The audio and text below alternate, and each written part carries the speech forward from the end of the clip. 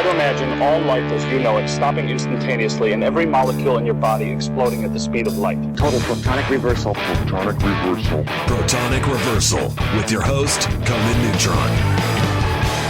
Broadcasting from a secret underground lair in Milwaukee, Wisconsin. A gigantic middle finger to everything that is rock about music, rock and roll, and corporate power. The thing is, though, if you don't laugh, you're going to go on a killing spree with sharpened nails. Confidence of a hero or a fool, I wasn't exactly certain which. Could not be more professional. It's only one I choose to devote my life to. That's okay. It means something. It means something. And take that away. You know, that's my take on it. What's yours? Protonic Reversal! That's like a science thing, right? Indeed. It is a science thing. It is a science place. It's a scientific fact that we are all up in your faces. Time once again for the one, the only Protonic Reversal. Welcome to it. Sunday Quarantimes edition of Protonic. I am your host, Conan Neutron. I am a rock and roll lifer who has toured and recorded for over 22 years, most known for the band Conan Neutron and the Secret Friends. Music is a huge part of my life, and I use the format of this long-running podcast to talk about music with musicians whose work I enjoy and respect. Folks that may or may not be household names, but do something very special. This is episode 271. If this is your first time listening to the show, all the archives are protonicreversal.com and are always free. No ads, no sponsors, no kidding. If you'd like to support the show and get episodes sooner, you can give $1 a month to patreon.com/protonicreversal. And if you like the show or even just a single episode, please feel free to share it along, like, subscribe, or post a review.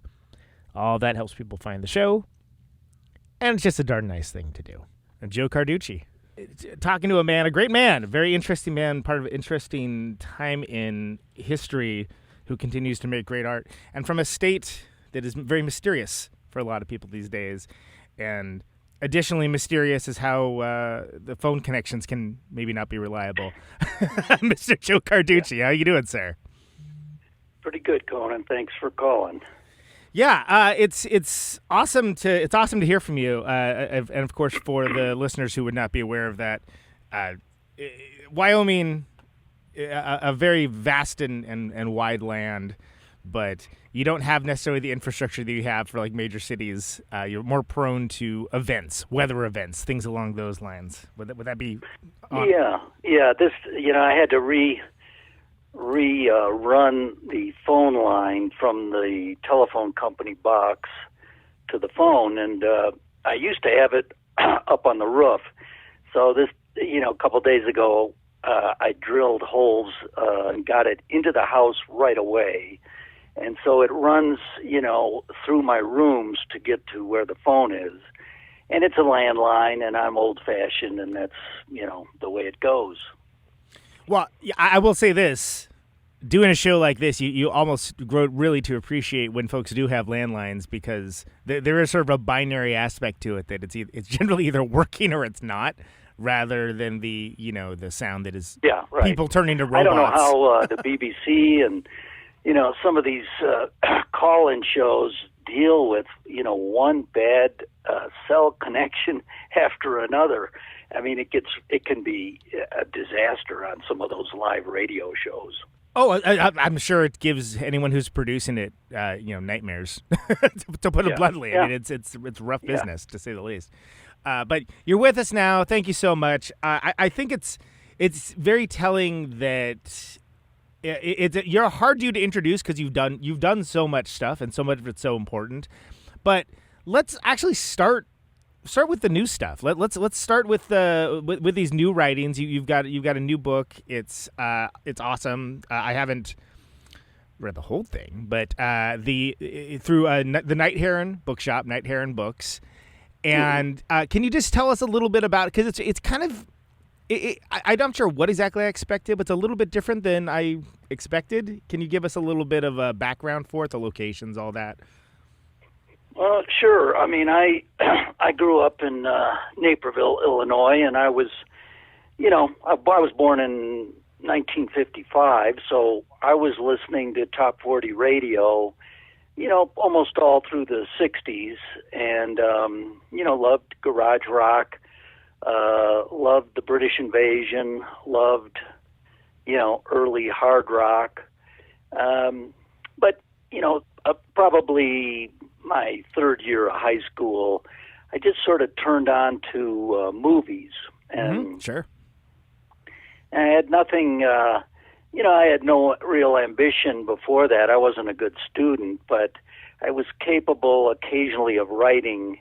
And, as I got interested in feature film and, originally probably I was interested in old Hollywood, like 30s gangster movies and horror movies, and the European contemporary art cinema, like Bergman and Yeah, of course. and Godard and stuff like that. And you're watching it at the time. They had one movie a week on public television. Then I got a driver's license. I could go to the art houses that were, near Chicago, and I focused on screenwriting, pretty quickly as the thing you could do. I never really. I've owned some cameras, but I never used them. Right, Some people it's a different skill start set. shooting film the minute they're interested in movies. I always thought that writing was the element I could specialize in. But, when I got out, I quit college and moved to Hollywood in 76. And, I was only 21. I really couldn't write a good screenplay yet. And punk rock was, starting. And I heard the Ramones on KROQ, and I heard the Sex Pistols on K-West, the Import Show, and L.A. I bought the first issue of Slash while I was in L.A., and that was in probably early 77 when that came out. I didn't know any of them. I rarely, I lived right off the boulevard, and I know that the Mask was there, Right. and Sure. Bruce, who did Nomag, and the Slash people were around, but I didn't. I worked at a movie theater, on the boulevard, and read and wrote, when or went to free movies. I mean, that was the one perk there. And after a year, I moved up to Portland, and that's really where I got into the music business, because you could just walk into it and want to do it. And so the bands that were in Portland at the time were the Neo Boys and the Wipers. And, Wipers, yeah. those are the two that really became known. I had a show on KBOO, which was a Pacifica radio station, and we had a connection. I worked at an import record store that had a connection to Rough Trade, which at the time was just a reggae shop run by some, white radicals, basically political radicals. And, and then the independent label thing just sort of pulled both of us. We were called Renaissance Records and Right. and Rough Trade over there, and we connected and began to import from them and carry, some early American records, that came out, like the Wipers, like Monitor, like Germs, and all the Danger House 45s. And built it, moved it down to Berkeley, changed the name to Systematic. I wound up at SST because I thought I wanted to get back to LA, and they were the most interesting, label that we were buying records from. And Black Flag was just on another level, and their dedication and touring meant that any time you spent with them probably would be worth it. Something would happen. Something would be eventful. And that was right when, if I remember correctly, that's Dez was sort of exiting from being the vocalist, and Henry was kind of being enlisted, if I remember correctly, around that era, right? Yeah. I went to. I was visiting family in Naperville, and they were, on their way back, and they played Chicago, and Henry was traveling with them. I didn't know him. I really had talked to Greg and Chuck, mostly ordering records on the phone, and I'd met them once in their van, so that was the whole troupe. This is their lineup circa '81, and brought them down to Systematic, and so they could see what we were doing, what kind of place it was. Basically, it was a two-man office, the owner and me. And then eventually Joe Pope, who was in the band Angst, was working for us and ended up being the owner after I left, and Peter gave it to him. And but we, talking to Chuck before I really knew him, I asked him, have you? I asked him if he'd heard the Dix 45. And he lit up right away, because they had been around the country already. They knew how good the Dicks were, and they knew the record, yeah. And so gave him the idea that I knew what was going on. And when they toured and they went into the local record store, there really was only one per city that was buying from us. And if you weren't buying from us in, 81 from Systematic, you probably weren't carrying West Coast hardcore records, because they immediately, the Adolescents, even the earlier stuff like the Avengers, that stuff just really started blowing out the doors. And other distributors eventually got into it, but Systematic was an important company that's sort of forgotten, as things developed.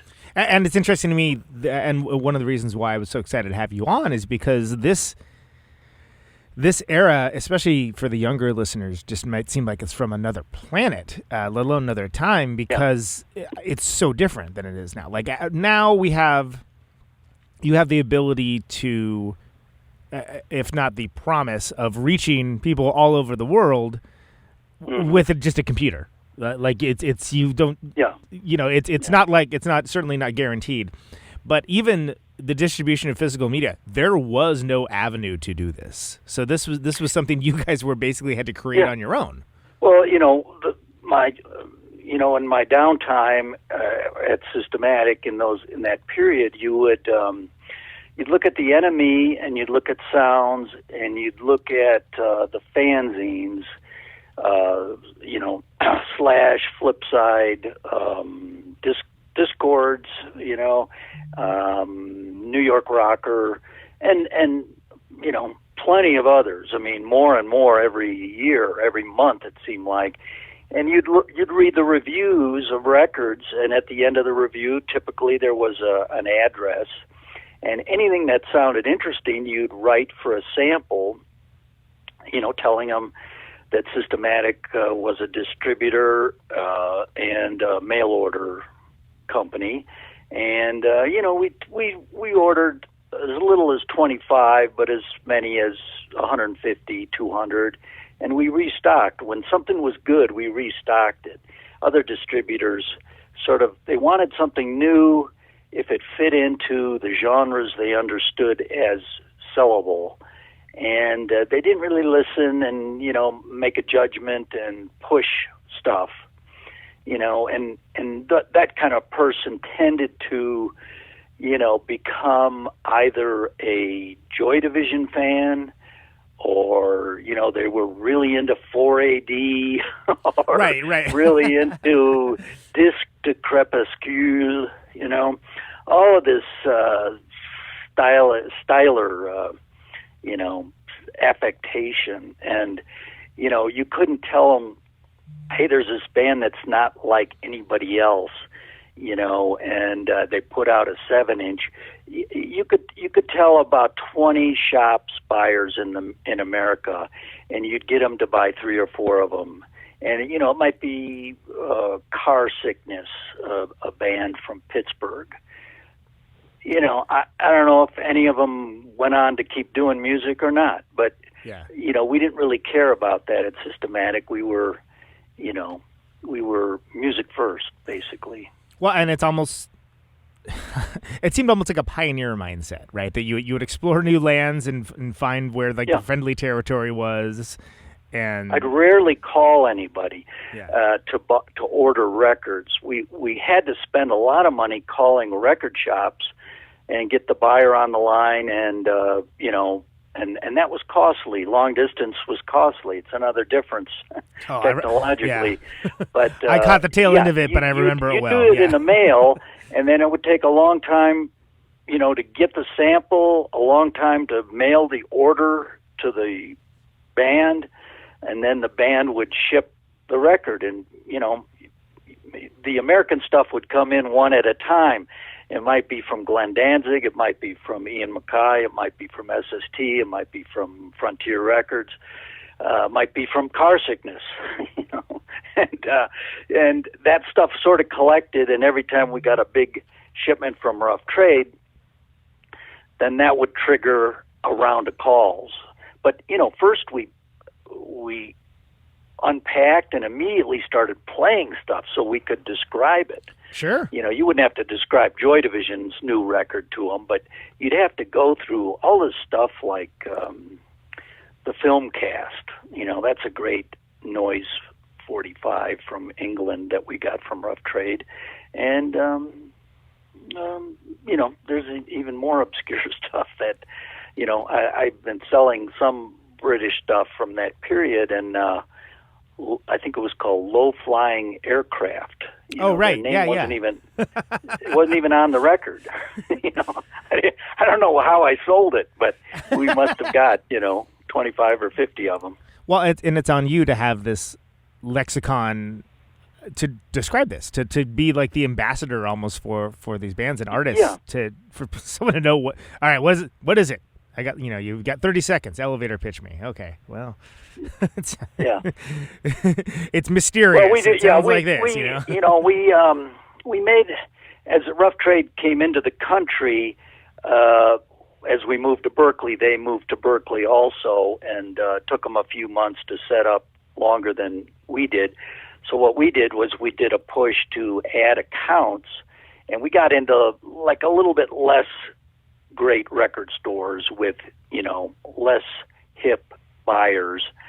But we split up the accounts then and gave them, half the country's accounts, some good ones, some lesser accounts. And then we tried to keep that territorial agreement, but, things got, not just the technology, not just the music, all this stuff changed, and then the bigger companies, got interested because,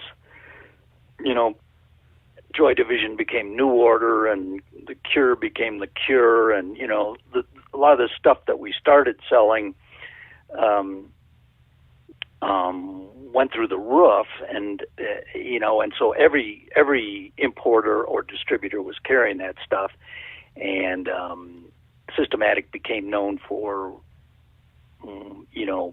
the West Coast hardcore bands, I guess you would call them. But we've been carrying all that stuff with our other stuff from the beginning. Probably you'd say DOA or the Flesh Eaters and then Black Flag and the Minutemen and I don't know, Middle Class. That's another thing that's considered the first hardcore record, I guess, even though they're basically art rock people, but. Yeah, and you had a whole pantheon. It was a lot of fun, and I did feel like I had my finger on the pulse, for those 4 or 5 years at Systematic, and then when I got down to SST, I sort of, that's a big scene in a bigger city, but I did kind of lose track of, what was coming out around the country. And it's so interesting to me because I just think about the fact that, Rolling Stone was massive, like massively influential. Like that was like the thing, is also from previous generation. And Jan like said some really nasty things about, like, he was not a punk rock fan at all. Like he was not like, and this is so some people where they may have, again, without the internet as we know it today, had limited exposure to even knowing about what a thing is. Having someone influential like that basically talking trash, and that's a challenge. You're right though, because you couldn't do without Rolling Stone. So we at Systematic, we solicited mail order customers primarily through classified ads in Rolling Stone, and you would do ads in Slash or Cream magazine even, and you wouldn't get any response. So the readership of Rolling Stone was a serious readership in terms of music, and you'd get 25 or 50 requests for a catalog.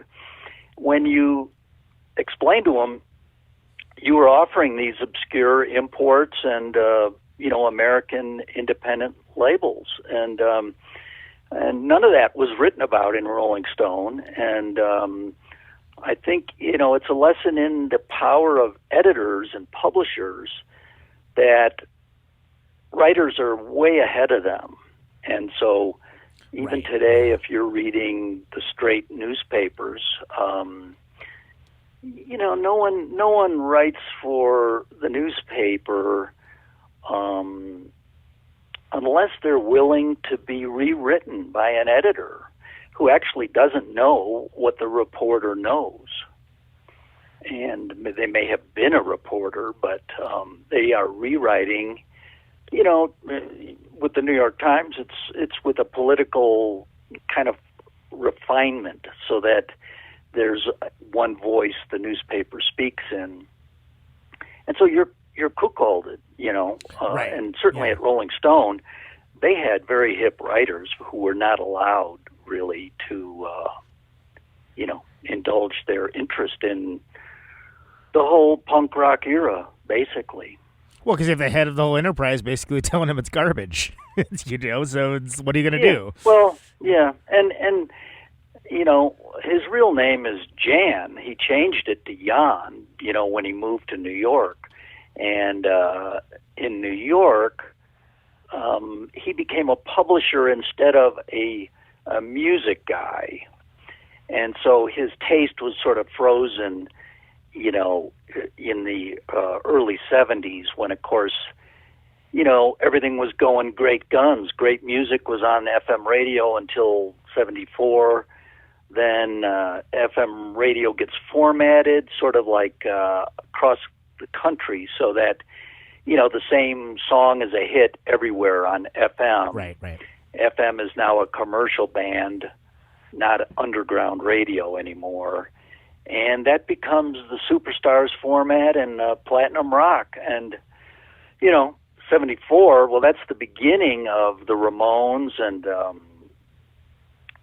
and really they're picking right up from the Stooges. Yeah.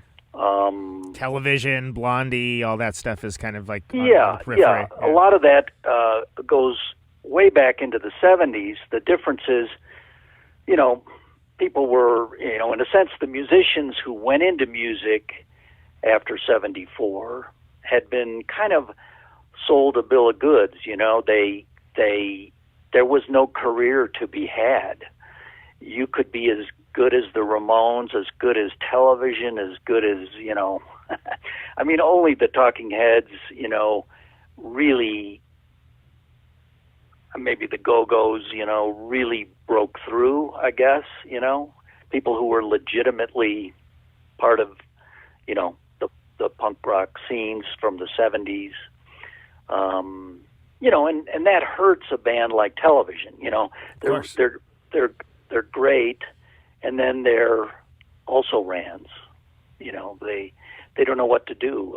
Perubu doesn't know what to do. Perubu becomes basically, a rough trade art band, because there's nothing here in this country for them.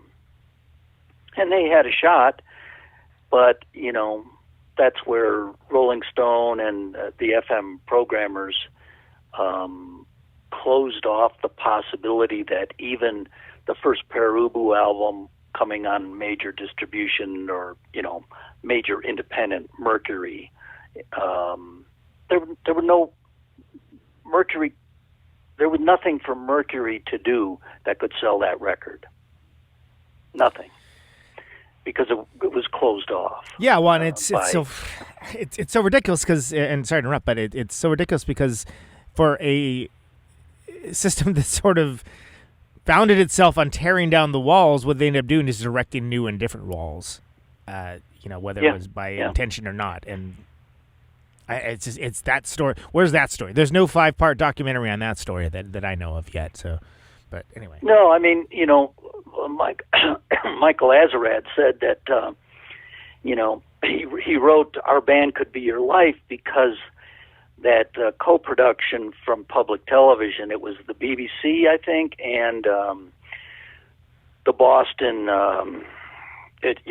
public television station, History of Rock and Roll. And they jump from, what do they do? They jump from Blondie to Nirvana. Which nothing else happened in between there. Yeah, that's exactly. like jumping from, in 2001 from the bone to the spaceship. Right, exactly. Like it's like you're missing something. And Azerrad thought, "Oh, Jesus, I better write a book." I mean, that's a motivation I understand. No one is going to give me an advance to write a book I'm going to write. But he was in New York. He wrote for Rolling Stone. He had, some bona fides I didn't have. But he pitched the book, got it done, and there's some great stories in that book. And it was triggered by this void of history, right. Official history that I did watch that series, but I don't remember it. It does.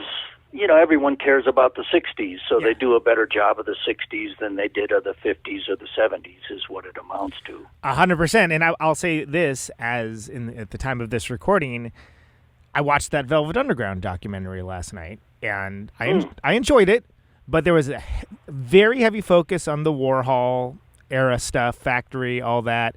And then when it came down to the third and fourth record and basically anything Doug Yule was involved with, there's about 10 minutes where it's sort of like, oh, yeah, and this stuff happened. And then, there's somebody cattily saying, yeah, they just became a rock band. Something along those lines. And it's the story I wanted to tell. I get it. I read someone claiming that Doug Yule got more respect from the film than he's had in the past. Maybe the books are worse as far as those later years. Yeah, I mean, I think that's a low barrier to cross, but right.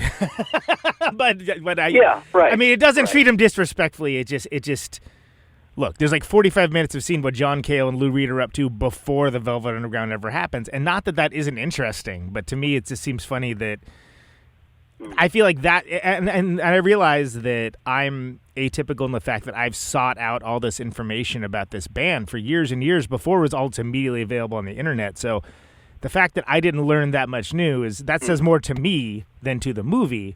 And it's the movie that, he wanted to tell the stylish, like a completely cool, a million bands formed because of them story of the Velvet Underground. Yeah. But it's just very telling to me that even with that, it's like, oh, yeah, but that doesn't fit our narrative, so we're just going to leave that out. We're just going to, whatever, we'll acknowledge it. But yeah, it's a shame because really the first half of the 70s, you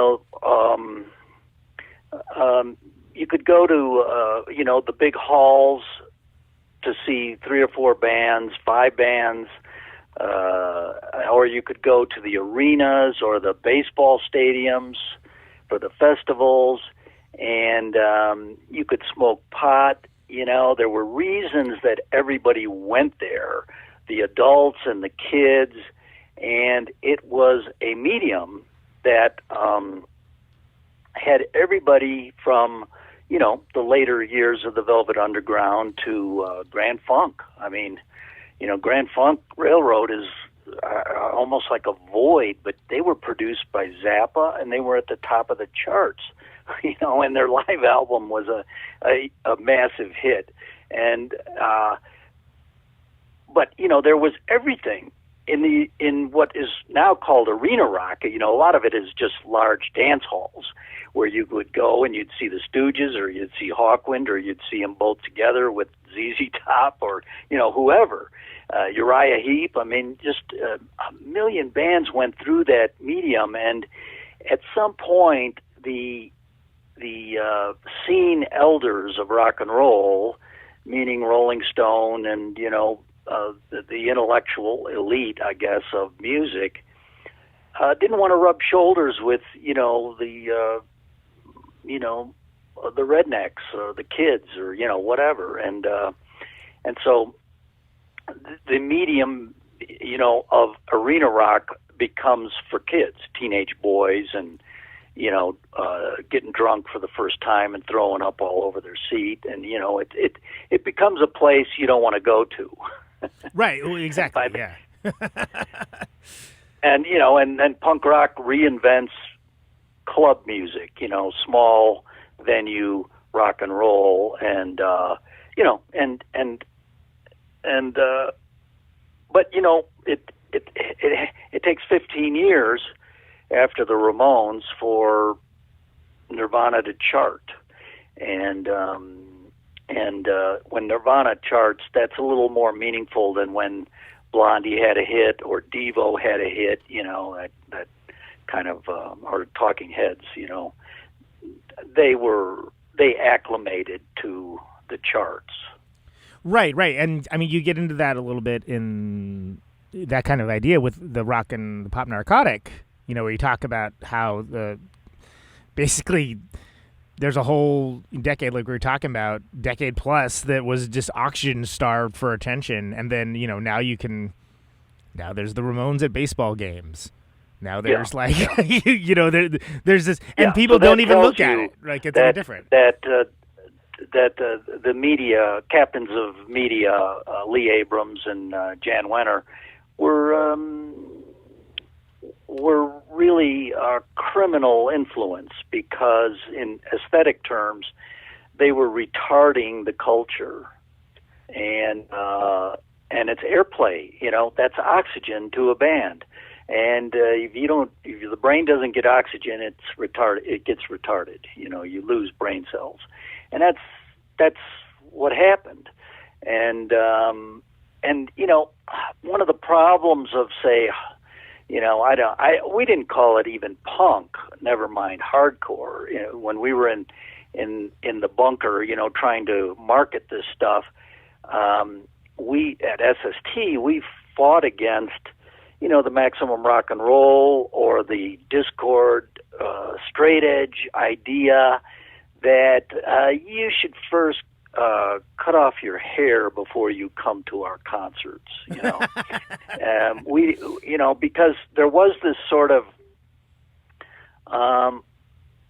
this sort of club-like membership mentality, and teenagers are somewhat like that, but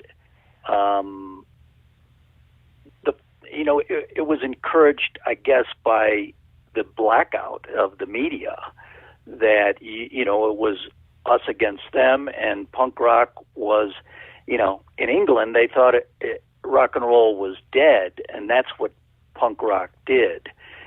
That's not how Americans thought. The American scene came out of musicians who hung out at record stores and were doing their own records going back to the early 70s, and it doesn't really catch on until television and Patti Smith and maybe the Residents or Chrome, or people who were doing records in the mid 70s with no hope for distribution, really.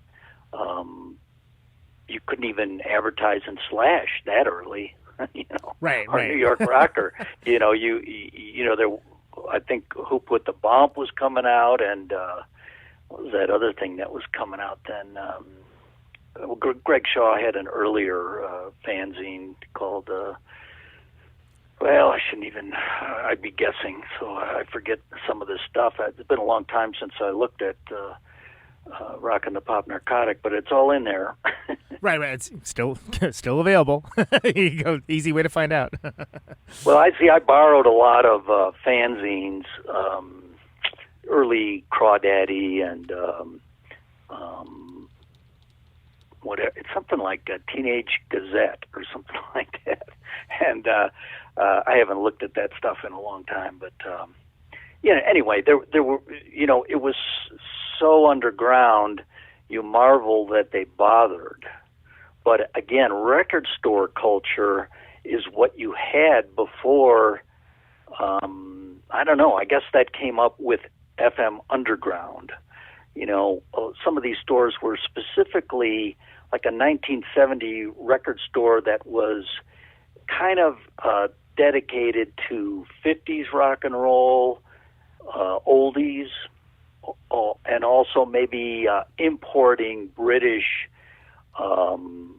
rarities, things that were not released here, or the the singles as they came out in England of someone like the Rolling Stones or David Bowie or something like that. So there were these specialty record stores, and those became very important to us at Systematic, and a number of them turned on to American punk rock, and how could they not? I mean, we were distributing Slash magazine and Sure.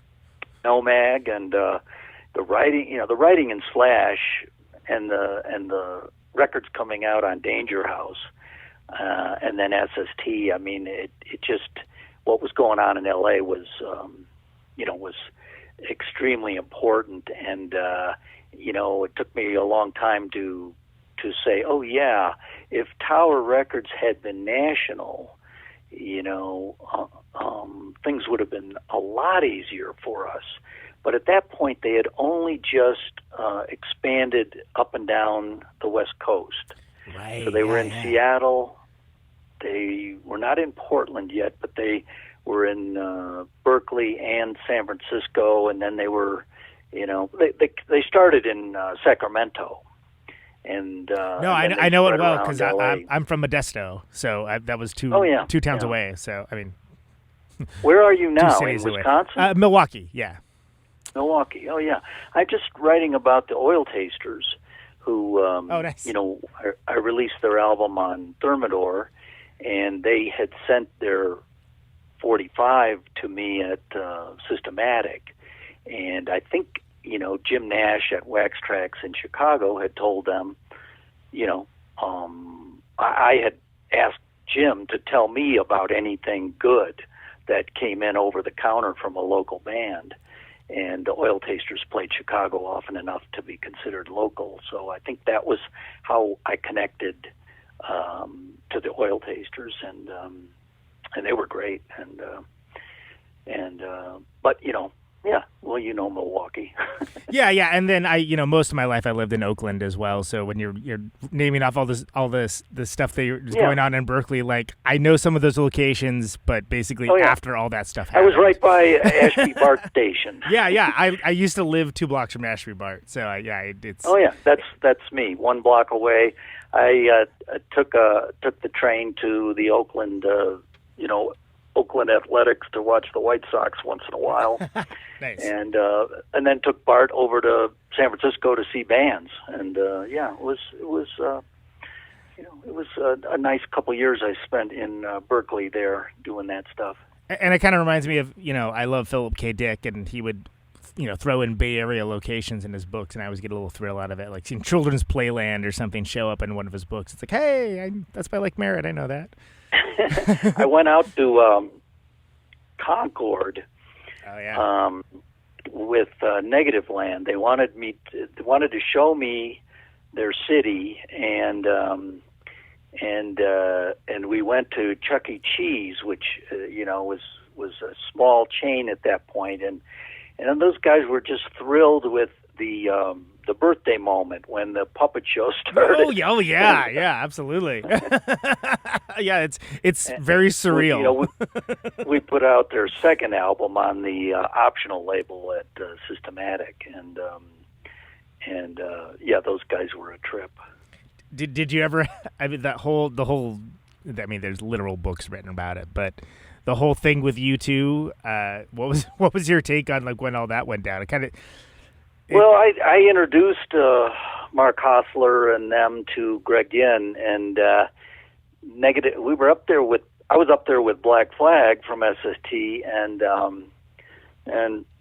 Black Flag played the night before, and then Negative Land was playing an art gallery in the city. Really kind of an underground art gallery. It was just a retail space. The next day in the afternoon, and it was great performance, and kind of like a fake science lecture by David, I think, and awesome. he had this electrical current snapping in a petri dish, and that was the rhythm machine. How rad! And Greg showed up right after. He missed the music, but he was interested, and he showed up. We had stayed at different places, and but that's when they first met. I probably wouldn't have put them directly on SST because I liked how SST had been identified with played rock music. Our bands practiced and they played rock music, real instruments. And I would have put a side label together maybe for stuff like Negative Land, just so that people knew if SST was on there, they never heard of the band, they could still buy it and know it was going to be well-played music. Yeah, instead of being like this Freak Factor 9 but I was gone by thing. then. Yeah, so, well. I Yeah.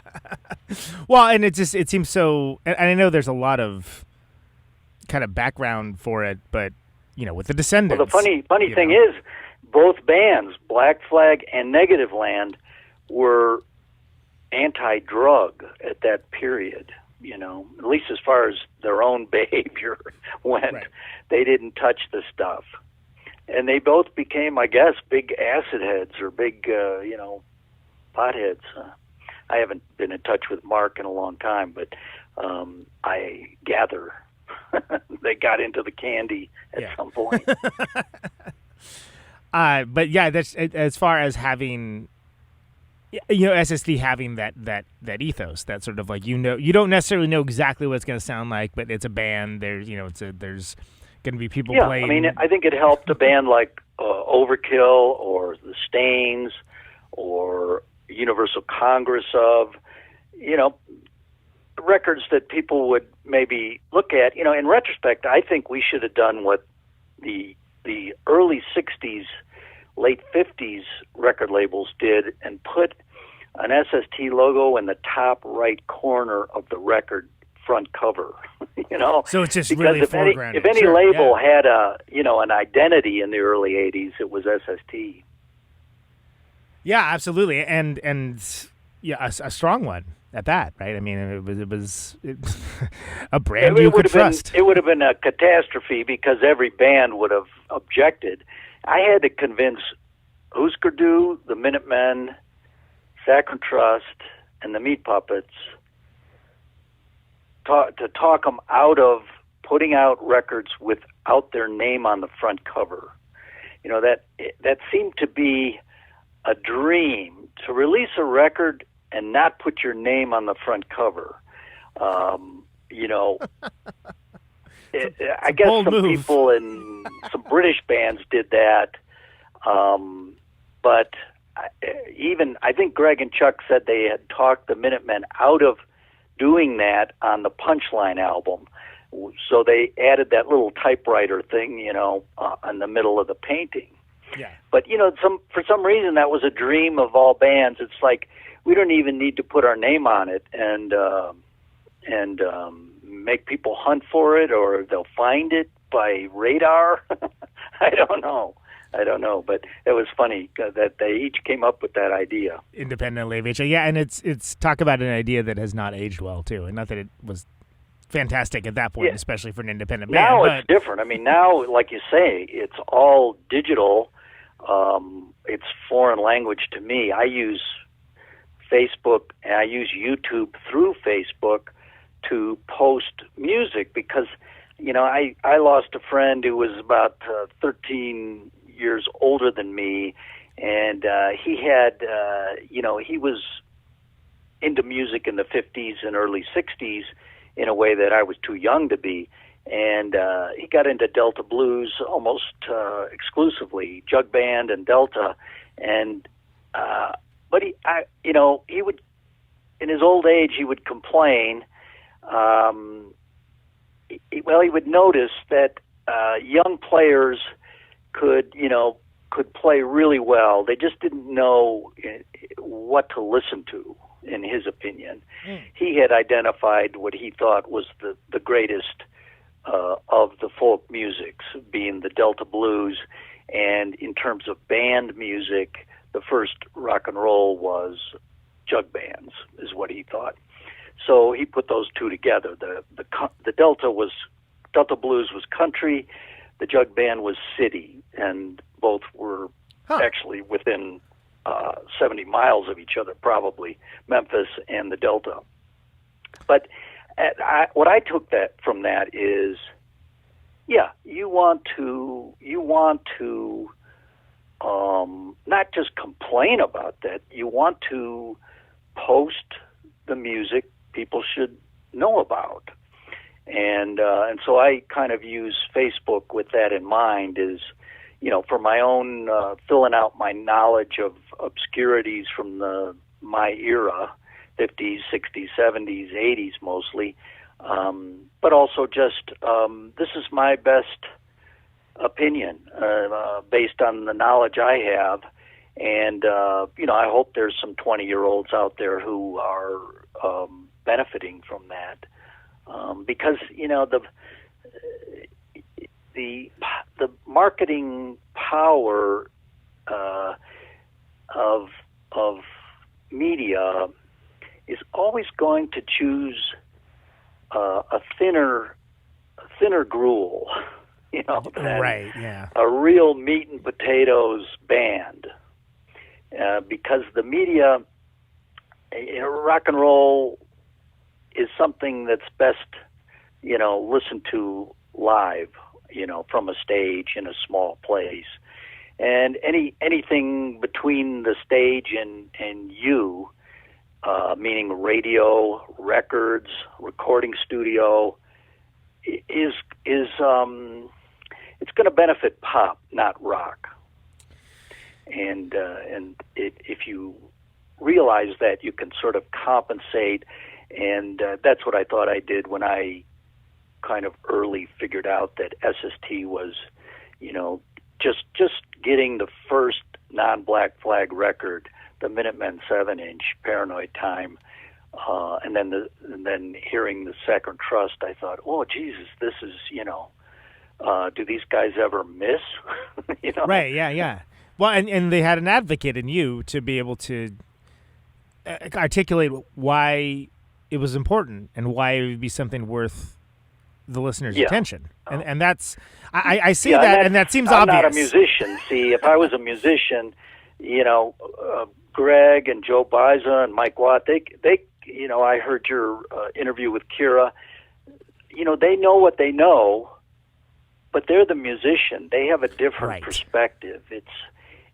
I mean, they've listened to great bands, and they have that. But from really outside of it, I guess it's not necessarily easier to see, but I think I know what a record buyer needs to know about better than maybe a musician does. Yeah, you can distill it down to even just like what hooks you in, right? And then like that, there's other folks that would, be like, oh, that sounds cool, like interesting. Okay, I'll check that out. And just having that guide, that guide into the music, that's something that these large corporate monoliths can't provide, and that's never going to be replaceable.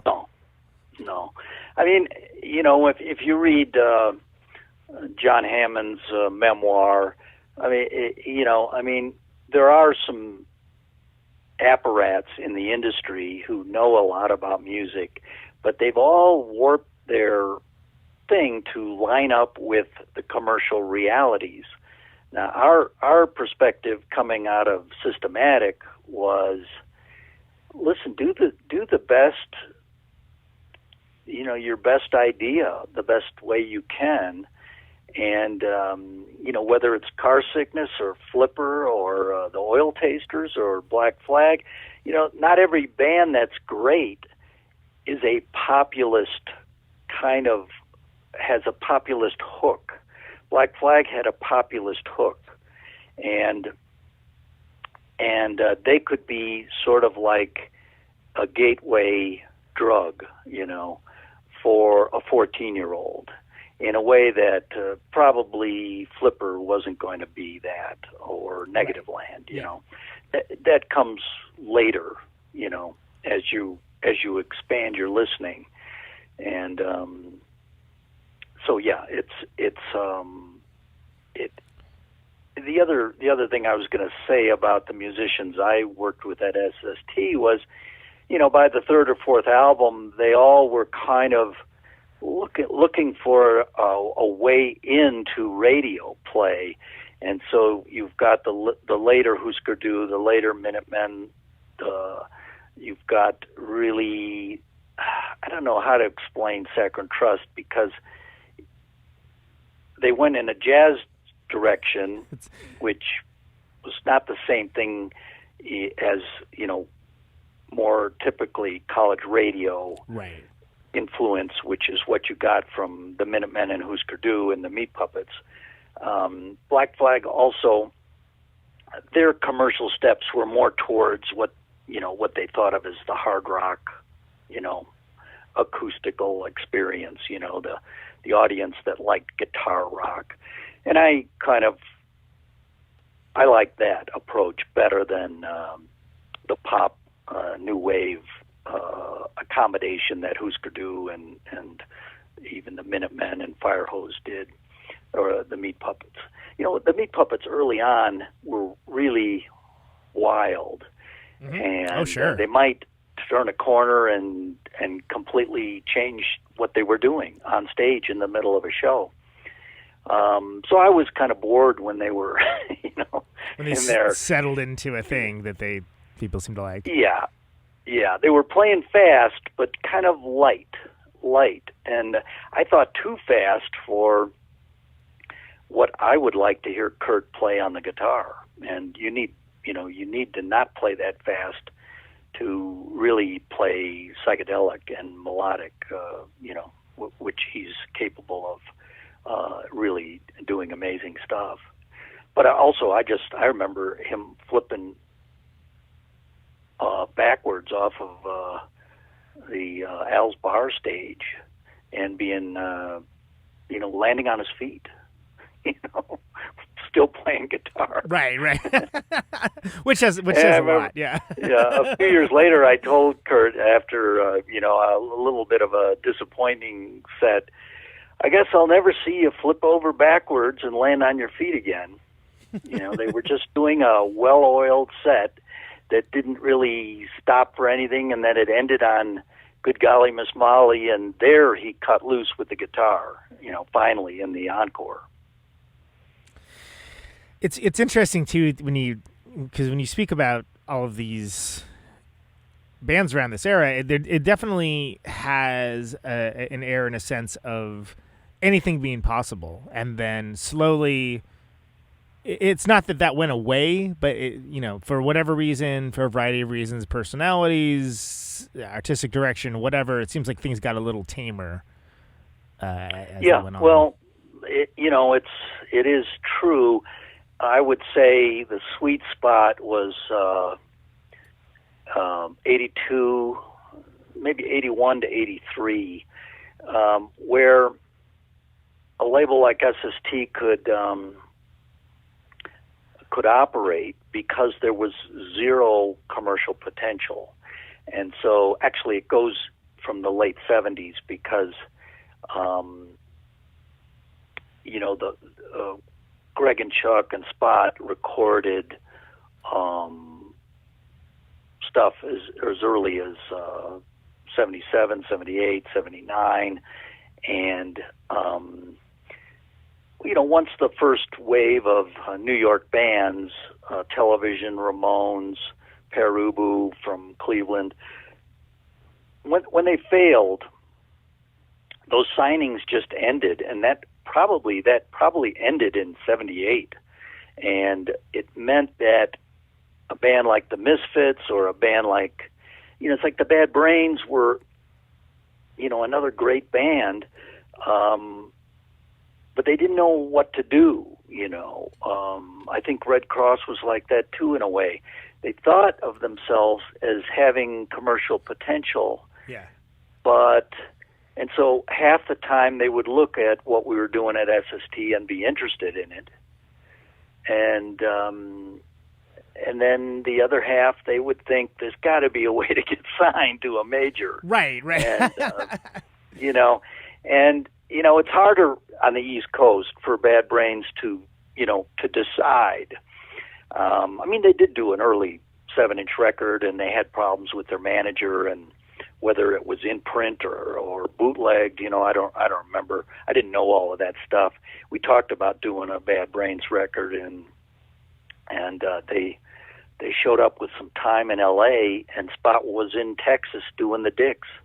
So they would have gone into the studio with Spot and then didn't when he wasn't around.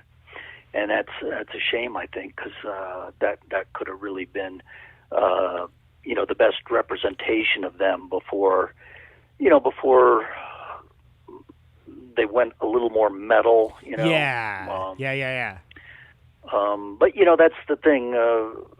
I think Greg and Chuck put bands in the studio quickly when Spot was able to do that, and the reason is they knew, because they were a little bit older, they knew that a great band wasn't necessarily going to last into its third year, and if you didn't record them, they might be gone they forever. might never be heard from.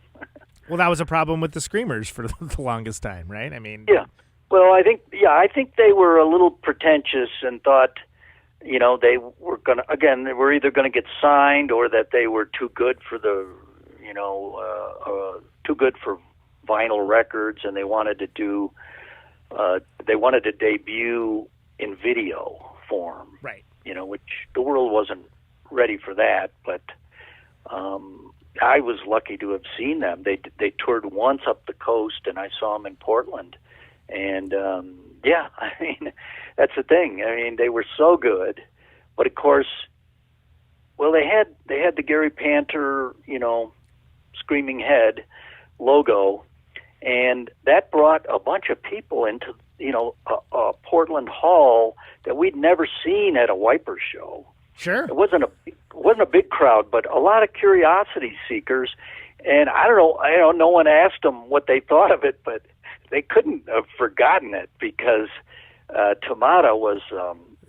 He swore he was regularly staring right at you. Right. It almost looked like Tamada de Plenty, right? So it worked perfectly. Yeah, it was unlike anything else, and I'm sure I'd like to see that Velvet Underground film.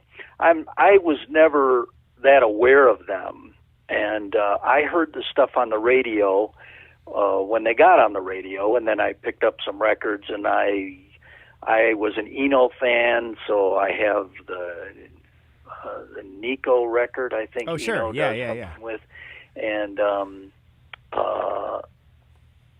but they had that element that they were talking about. Is it Todd Haynes, the director?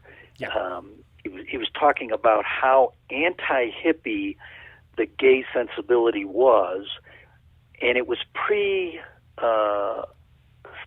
Stonewall, pre-liberationist gay, so it wasn't political. Right. That's one thing that was kind of odd about San Francisco or being near there in Berkeley in that period, 80, 81, is, there were plenty of gay punk rockers, but they felt completely alienated from what you think of as gay San Francisco culture because it was hedonistic and into physical beauty and spending money in fine restaurants and looking good, Well, it's an easy pull and for the it to punk go rock to. thing was, much rougher and didn't trust any of that disco, Right. hedonism. It was an interesting culture clash, and then of course, all those men die, and they're weird.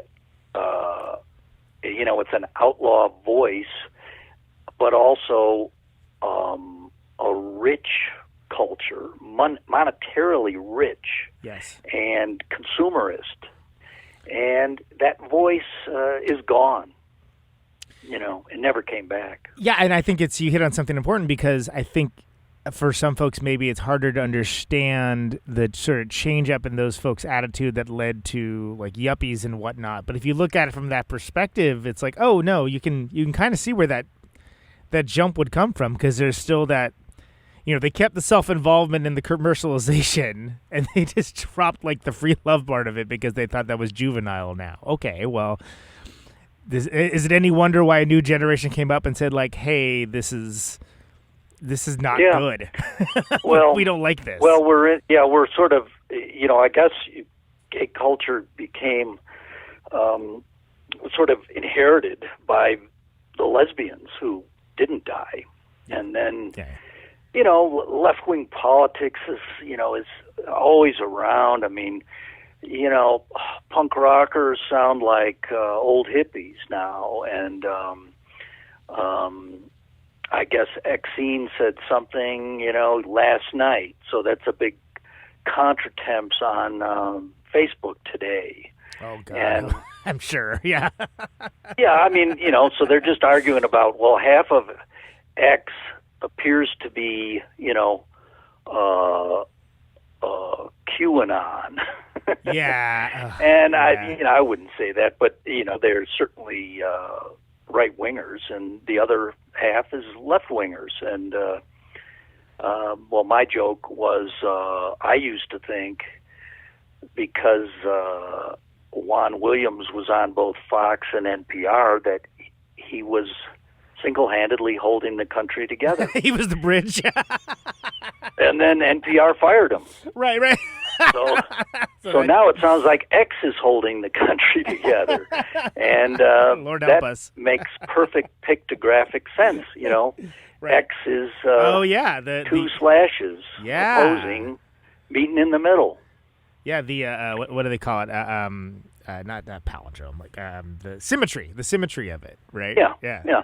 Well, I don't know if you saw. I don't know if it was Please Kill Me. Somebody did an interview with John Doe just 2 weeks ago, maybe, and I thought he had a very mature, beautifully stated explanation for, the mix of political sentiment within the band. He's an interesting dude. And that is really rare, that kind it of is. understanding. It is, because he has a very articulated worldview and sense of politics himself. So to look at it from an overarching perspective, like from a larger perspective, and to have that ability to sort of, I don't agree with that, but that's what it is, and here's how we're going to work through it, and we're not going to. I don't think you're a terrible person for thinking that way. I just don't agree with you in any way, shape, or form, and that's pretty interesting to me. There's not a lot of that these days. Yeah. Well, you don't. It's a voice that nobody says. Nobody hears that because people have chosen sides, and there's and yet, my side, your side, exactly. And X meant a lot to probably not my generation so much. I mean, I'm more like Chuck and Greg and Spot in terms of age. To me, X was maybe not quite modern enough sounding. I was explaining to someone else. Bill Stevenson was just up here, and we had a long talk, and I was talking about. We were talking about the Replacements as another band that just wasn't quite modern enough. It's like, why would you listen to the Replacements or X when you could listen to the Wipers and Black Flag? You know, right? Or the Germs, or somebody that was of the moment. And of course, the moment included all kinds of different sounding bands. I love the Sleepers and Flipper, and the Minutemen, and St. Vitus. I mean, but there something you did. I guess it's the American version of that English idea that you could kill rock and roll and it was over, and then all you needed was a little bit of David Bowie in your background, and you could do New Order, or you could do The Cure, or you could do Flock of Seagulls, or ABC, or to just rip off R&B, or that's what they did. I don't know what they really thought. In the punk sense, I thought The Fall was the only band that really followed through on their original premise. Well, and without almost a single regard to what the listener cared about it, to a certain degree. Yeah. I mean, just. But then our version of that was sort of like, you didn't really want to hear that. That earlier there would be a white musician's ambition to sound black, to be blues conversant, and to have a smooth, a smooth blues R&B approach to, the slow hand on the guitar. You just didn't want to hear white blues bands anymore. I was amazed I liked the Blasters and X as much as I did, because there is a way to play roots music that is not what the hippies did to it. Oh, sure. I mean, what do you think about? I mean, like James Chance, right? Yeah. I mean, that's yeah. Yeah, that's one way to take it. Caleb from the Oil Tasters described himself once to me as James Siegfried's understudy, or roadie. Nice. And before he left Milwaukee for New York and changed his name, and but I wonder what he was doing in Milwaukee. I don't think there's any record of James Chance recording in Milwaukee before he moved.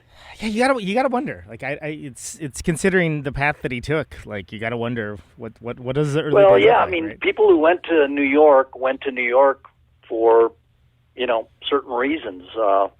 Kim Gordon left L.A. to go to New York. I mean, that was much rarer because right. If you're in Chicago, Milwaukee, Cleveland, you're going to go towards New York.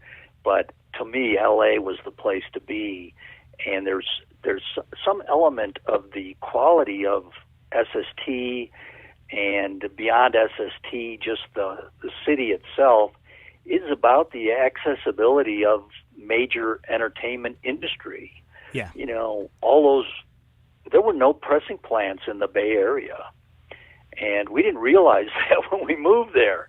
And so it was obnoxious trying to organize record releases. You could master at Fantasy, but they didn't have a rock and roll sensibility, really. I was only in there once in a while. We did that. We mastered the SPK album there. And saw Neil Schon walking down the corridor. Oh, nice. The same day. Funny. I think. Go ahead. No, I'll talk about anything you want to. Well, I realized we hadn't talked about. We talked a little bit about social media, but I mean, you've been maintaining a blog that I think is quite interesting for about 10 years now. That new Vulgate blog. Yeah, I mean, we used to be weekly, and I promised myself that I wouldn't learn how to lay it out and do the posting, and so I've lost help doing that end of it, and that got me out of the habit of it. We're about to do a new issue, and I'll have something on the oil tasters in that, and then I've got an essay from a Georgian photographer who covered Sergei Parajanov, the filmmaker. Oh, cool. And so he's got a little remembrance in English of Parajanov that's very good, and we'll use his photos, and that'll make a nice issue. But yeah, it seems like, once a year maybe we can cough up an issue. But I spent so much time also on the film book that dragged me away from the blog. We were just testing it out I wanted my friend Dave Lightbourne, the Delta Blues student, to write. He got into music and marijuana, and that sort of kept him from being the natural writer that he would have been. So if you look at the index on the New Vulgate, you'll see he's written about Mike Bloomfield, who he knew, Elvis, who he saw in 1957. Who else has he written about? Paul Nelson. There's some very good pieces that I got out of David before he died, and would have been nice, and I would have maybe kept on it a little longer or a little more often if he'd been around. But it was hard to get him to write. I mean, I've avoided, certain things. Might have an impulse in 79 to pick up a guitar, and I avoided that because I knew it would distract me from what I really wanted to do, which was basically write. The film book, which I studied Parajanov for, is called Stone Mail, and that's the book I've spent the most time on. I think people like the Enter Naomi book the best, but the Stone Mail, the film book, is, I think, the best realized book I've done.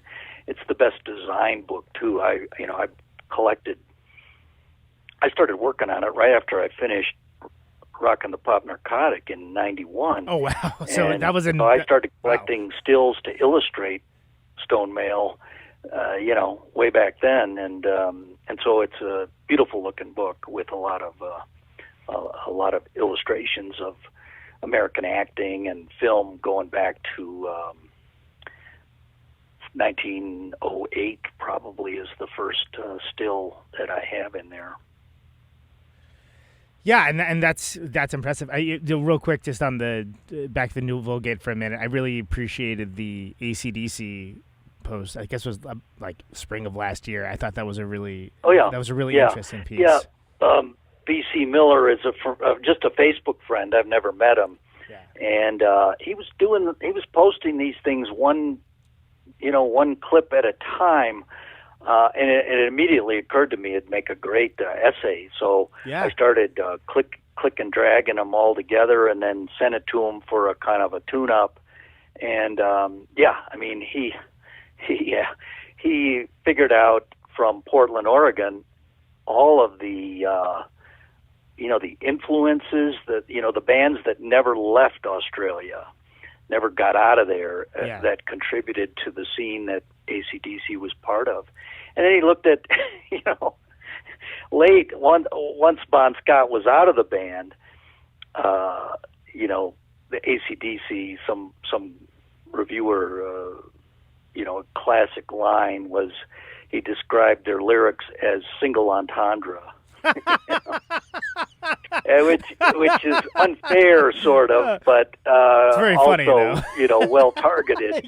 But the Bon Scott lyrics, no one pays any attention to. Yeah, and he was a great singer. Yes, and agreed. I remember when they were pitched as a new wave band on their first album in the United States, and they became really, the crossover band that went, I visited my sister at the University of Illinois, and you heard AC/DC coming out of dorm room windows, in the 70s. And that just, no one else succeeded like that, who had anything to do with new wave, as far as the industry felt. I guess they thought Angus in a schoolboy uniform was new wave, because of the outfit. Yeah. yeah, because it, reminded them of Cheap Trick or, Sure. or whatever. That's funny. Yeah, but I always appreciated the, you never quite knew what you were going to get with those posts, but they're always, pretty interesting in a way that I think that type of, I don't know if you want to call it journalism or rock criticism or whatever, it really, I'm not going to say it doesn't exist anymore, but it just seems exceedingly rare to me. Anything that goes in depth that doesn't have like some commercialistic hook or agenda or hot take. I guess everything is hot takes now. Everybody, it's important for everyone to have an opinion and to get it out there into the internet as quickly as possible. And I find that in a way, it's still a version of the same problem we had, which was, why was Jan Wenner going to let David Frick write about the Minutemen? Yeah. What urgency was there going to be? Because, 1 month there was a new Bruce Springsteen album, then there was a new David Bowie album, then there was a Paul McCartney Wings album, then, so these critics all got into this pattern where you want to review the big album of the month. The Chicago Reader was like that. The guy, the other Bill Wyman was like that. And he's like, why would you use the Chicago Reader to review, the top new release every month? When your club listings are full of, Black Flag, Minor Threat, Who's in Town, L7, there's all these bands going through the clubs, and they're not paying any attention, until eventually they started paying attention. But even then, it sort of was top-heavy to Smashing Pumpkins, Wilco, it's just sort of like there were great bands in Chicago, but they died on the vine as late as the 90s.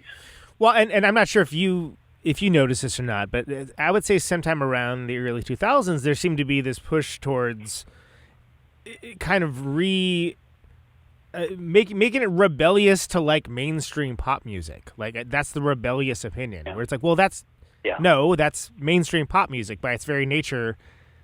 It's very difficult to say it's rebellious to listen to it. That's the canny industry, and also people who listen to music for a living. It turns into a job to listen to new stuff, and what you really want to do is write about the Replacements or the Blasters, or Bowie, or even the Velvet Underground. They don't really want to write about the Velvet Underground. They really didn't like, the guys who were old enough to have been around, by and large, did not like them. They you could, not every writer was a real hippie in the sense. I mean, I think I didn't understand how deep hippie, how perverse hippie was until I really moved down to L.A. And then, Laurie from the band Monitor and Raymond Pettibone, they had an interest in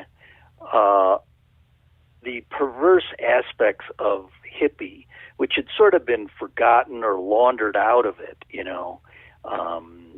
and because people use hippie to mean the political hippies, or the blues hippies who were just trying to play soulfully, or and it was more. It was an interesting kind of sharp-edged philosophy in part. and not that friendly. Right. Yeah. Not always so friendly and socially, well integrated. Yeah, and again, it seems like there was this push, and I could mention the outlets that I would personally blame for them, but it kind of being the things that I ascribe to Lester Bangs, but sort of like cut rate Lester Bangs, but only the like really indulgent parts becoming what rock criticism becomes, where it's like, oh, this is the reason why I like Lester Bangs is because there was these parts that were indulgent, borderline intolerable, and then he would get to the good stuff, and he'd be like, there's the payoff. And it seems like that there's a whole generation that didn't do that. His interview warfare with Lou Reed. I mean, perfect example. There's nothing like that. There's nothing like that in the literature. I kept wondering, is that not in the film? Not at all. It's. I mean, unless Lester's dead, of course, he couldn't be a talking head on the film. But you hear kind of anecdotally that Lou was difficult, and you get very little in the way of it being shown on the screen or addressed directly. Let's put it that way. Yeah, I mean, I guess the film is part of this. There is this move to claim. I mean, with punk rock, you get people claiming punk rock is Jewish, punk rock is gay, punk rock is female. All these sectarian claims of authorship. And to me, punk rock begins, in record stores. And there's a certain kind of dweeb who can't get laid, who hangs out at record stores and lives through his records and what he has. And often they were buying records from 10 years earlier. I was talking to Bill Stevenson about Tim Yohannan, and I never quite got around to telling him the story of Tim Yohannan in terms of 80s hardcore. And because he would wear, this is in Berkeley, he would wear a leather jacket and have grease, like a 50s greaser hairstyle. And no one else was doing that then. And he was on the radio, and they started the fanzine. And at a certain point, I mean, Ray Farrell was a friend of his and knew him better than I did. And I think it was Ray, who told me that at a certain point, Tim believed hardcore was the new hippie, and he tied his wagon to it, and he got rid of all of his 60s garage 45s. And apparently he had a killer collection of all of those regional non-hits, Right, sure, yeah. That some loser put out of Houston or Cleveland or, God knows where. I mean, those records are worth a fortune. They're mostly sitting in collections in Sweden and Germany and Japan, probably. Americans won't outbid foreigners for that stuff, or any American, classic records. And but Tim gave up on the art or music for the social movement that was coming. Right. And then they just they couldn't, their record reviews couldn't be trusted then, because if you were Finnish and you were a communist, you were going to get a good review. Right. the art itself notwithstanding, it fit the model of what was being. Yeah. Yeah. I mean, it had to be debased to be a social movement that any 4 15-year-olds could replicate. And I've said it in the book, I think, if not in Rock and the Pop Narcotic, I said it in Enter Naomi. Once, punk rock begins in 76 with, for most intention purposes, the first Ramones album. There's a Dictators album, there's a television single, and Patti Smith. But it begins under the Labor government in England and Jimmy Carter administration in America. Somehow, the politics of culture means that once Thatcher comes in 79 in England and Reagan comes in 80, even though they have nothing to do with music culture, they lobotomize, or the music culture self-lobotomizes and then starts singing about Thatcher and singing about Reagan. Right, yeah. In such a dumb, reflexive way that it almost takes a whole genre out of what you paid attention to if you were me, because that isn't real. You peg your art to a president or a prime minister, for protest. Well, your people aren't going to listen to your music for very long. Well, it goes back to the your team, my team thing too, right? Like it's just sort of like you're putting on the jersey, and there you go, and it's automatically going to place it at a point of time too. And a certain part of the media, would pay attention to that stuff as if it was important, and every 4 years, Bruce Springsteen, will say, I don't like to endorse candidates, but this election is really an important one, And anyone who needs guidance from a performer, whether he's an actor, a musician, right. a ballerina, you're in trouble. Yeah, perhaps you should consider different sources for your not that, don't get me wrong, not that each person doesn't, it's their choice to do whatever they want, but it does seem somewhat silly to be like, well, you know what I want to do? I want to hear what Miley Cyrus has to say about it, and then I'll make my decision. Nobody's saying that. Yeah, I'm sure Bob Dylan thought what people assumed he thought, but I always liked that interview where the guy from the hip alternative paper was asking him, why don't we? This is in the late '60s. Why don't we get some more protest songs from you? And Dylan is toying around with him, like he doesn't know what he's talking about. And the guy goes, well, like a song about against the Vietnam War. And Dylan says, who says I'm against the war? Right. Yeah. Just messing with him. He didn't know, he just was there for the wrong reason, asking an artist the wrong question. Right, exactly, and who just is like a cat or something. Now he's going to play with them. He's like, I'm going to mess with you because that's what I want to do. I didn't. I mean, my friend David, was a Dylan obsessive because he was sort of a, contemporary of him as far as acoustic guitar and stuff. But I never paid much attention to Dylan. Just like the Velvet Underground, I was, I came up with top 40 radio and then switched to FM probably in 71 or something like that. And I was in Chicago. I don't think Chicago radio was quite as good as Cleveland or maybe Houston or LA even. Sure, yeah. I mean, it's different too. And again, there still was some degree of regionality too, whereas now it's all it's not even Clear Channel now. It's what is it?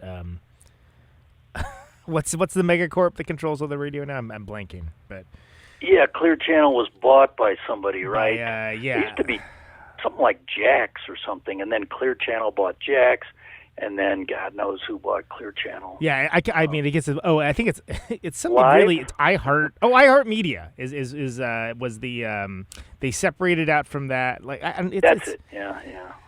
Point of fact is, I mean, I could have done radio after SST. I always thought, if I'd stayed in music, I would move into radio and put off writing screenplays a little bit longer. But because America needs great radio, and it hasn't had it really.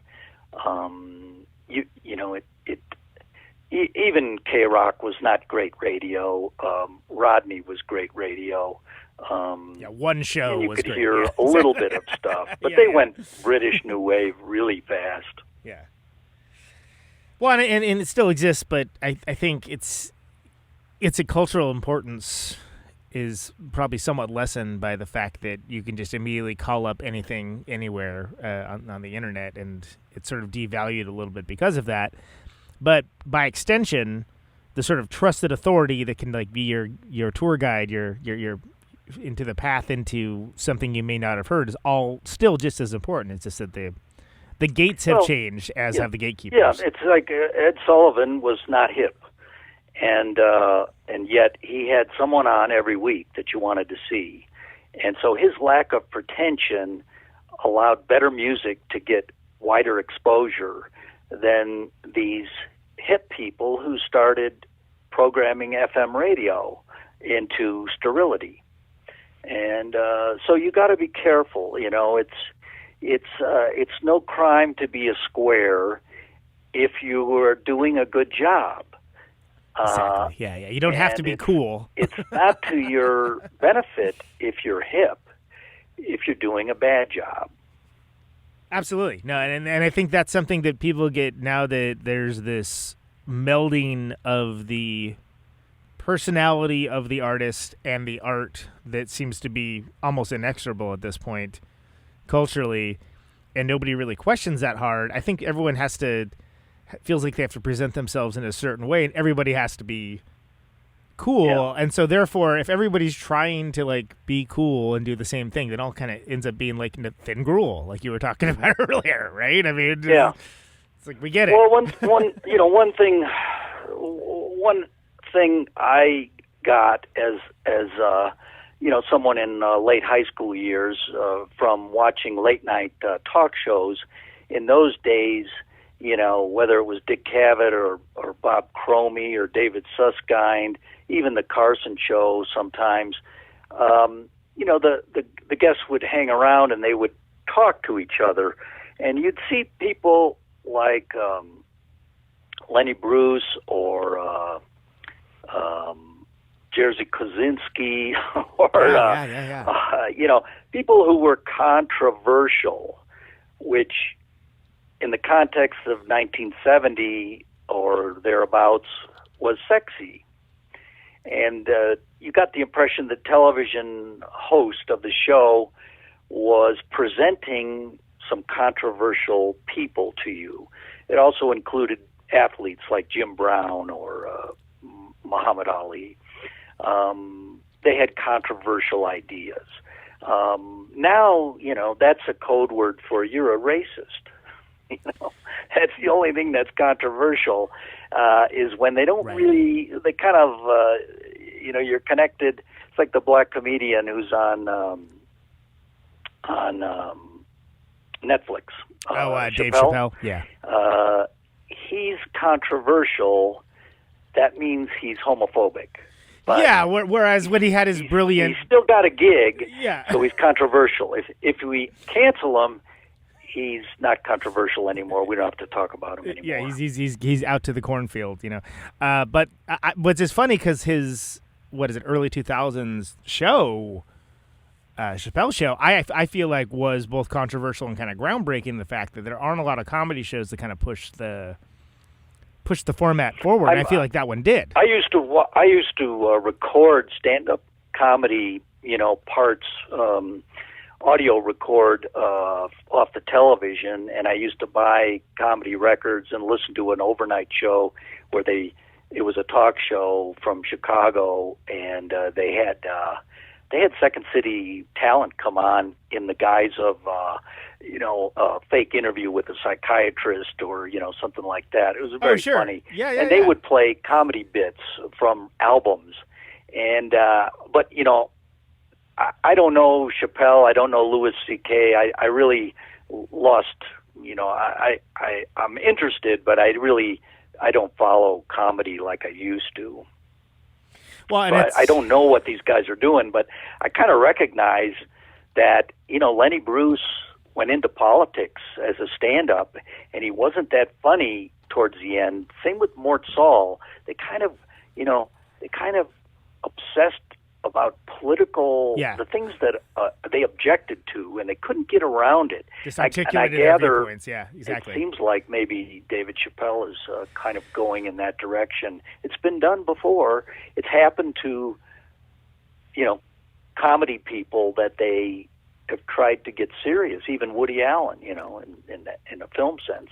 Yeah, well, you're onto something, because those are folks that just started articulating their viewpoints as their act, and like without any jokes. And the example I could think of that kind of works, and maybe it's because he was literally dying of liver cancer, but Bill Hicks, like the last album he did, he's definitely doing that, but it's also just viciously barbed, but like very funny. Like it's still deeply hilarious, but deeply hilarious for someone that can appreciate really black humor. And I think that now that seems to be the model. Oh no, since I've been canceled, I just want to talk about this. Let's talk about Lenny Bruce. Lenny Bruce was canceled. It was before anybody knew what that term meant. Oh yeah, I mean the feminists will demand that you agree that women have a sense of humor, and then seem to prove the opposite. And when you're grading things on, political dogma, humor, art, whatever you want to call it, literature, a lot of that stuff is very carefully written. It's going to suffer. And of course, you kind of expect there's a base humanism in any art, even the Velvet Underground, even Lou Reed. Sure. Yeah, exactly. But in a way, you want some of these people to be testing, how little humanism you can get away with and still be interesting. Yeah, and they still invite people in, because you obviously you can't repel people and be a successful artist. Well, and it speaks to a larger truth too, because there's been a balkanization with comedy, just as there has been with music. That's harder to have like a unique cultural experience shared by everybody, because everything's kind of divided up into these subdivided subcategories and subgenres, and we don't have that unifying thing anymore. And if we do, it's a legacy act. It's an act that's been around for a long time that does something interesting or weird. And it's like you could for a while you could on one channel you'd see David Brenner doing classic Borscht Belt comedy, written jokes one after another, bang bang bang, and then you'd see Andy Kaufman or even Albert Brooks, with these conceptual things, and and they were great, and those old variety shows on network television, I think, in a way they were booked more responsibly than MTV or... Sure. Look at the Dick Cavett whatever. show. Look at all the risks the Dick Cavett show took, Well, that's, on YouTube, it seemed like when I was a kid, you had to wait a long time before you saw Steppenwolf or The Who on the Smother Brothers show. But on YouTube, you see just how much great stuff got sent out there on the networks to, literally half the population of the country. There was nothing else to watch, There were 2 or 3 choices. Right. And now there are 2,000 or 3,000. There's nobody doing that good of a job anymore, even as hip as they all are. It's like they studied the Bluffer's Guide. They're really not hip. They just took on a disguise. Yeah, and I would say that there are some... So there's some caveats and exceptions, as there are with anything. Like there was a show, not around anymore, but it's got Chris Gethard that was on cable. That was like the first like talk show format, I think, that like really seemed to push it to somewhere totally different. And I'm not talking about... There's a couple like absurdist, ones as well, like Andre. But there's something keeping, say, even that I can talk to you about film and comedy and music. Right. Something is keeping you on this podcast. Right. Yeah. Well, exactly. You would normally be on Milwaukee television and then be in Manhattan. Right. Yeah. Anybody with the knowledge that can't be faked. I don't. I mean, it's a shame because I do run into very knowledgeable people, and they're in some little niche that they've carved out, and God bless them. I wish you had a bigger audience, based on just talking to you and listening who you're interested in is, and that's what I mean by the retardation of the culture that Jan Wenner and Lee Abrams and different people did. Right.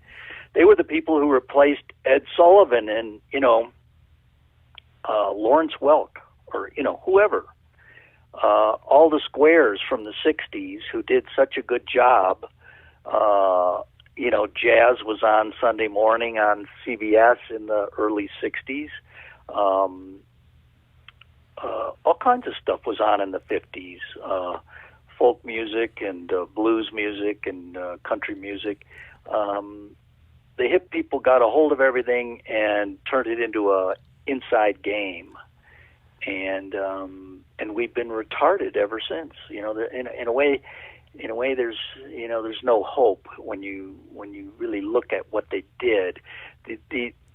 Now it's into volunteer hobbyists who are obsessives, and there's no way for us to share it through the mass media. Yeah. Well, yeah, and you bring up a couple good points as always. That I think there was a brief window in the early '90s where they hadn't quite figured it out, and the freaks got kind of let in, and then they quickly figured out, realized that okay, we can package this, we can market our own like more controllable, safer alternative bands and whatnot, and then that was over, and then that was closed down, and I think that's happened. It took 15 years to educate the audience. Systematic, Rough Trade, SST, Discord, right. Whoever was involved, and they retarded the audience in a quarter of the time. Yeah, and they use 3 years, right, 4 years. and they use the grooves of the grooves of the proverbial record that were created by the underground to do it, which is all the more insidious. That's an incredible downer, but also I think that there is some and kind of maybe looking on the bright side of some of the things you're talking about. Speaking personally, the fact that like I do this niche, I do this show, and it's a niche audience full of niche guests for certain niches, but the fact that there is the ability to connect with people worldwide without like a major broadcasting studio and $1 million budgets and all that is pretty incredible. It's not as incredible as all the tech people always boast about it being, frankly, but that's the thing about YouTube. If you know what to ask it, you can find anything. Incredible stuff, and you might have paid attention all through the 50s, 60s, and 70s, and there's still stuff on there you never saw. Absolutely. I saw so Gang of Four, there's some news this week that my friend and musical compatriot Dave Pajo of Slint is now taking the Andy Gill role of Gang of Four, and they're going to be touring next year. And I think I saw that. Yeah, I met Dave Pajo once. Yeah. He's the sweetest dude, the greatest talent. Yeah. It's just an amazing pairing of awesome things, and they're one of my favorite bands.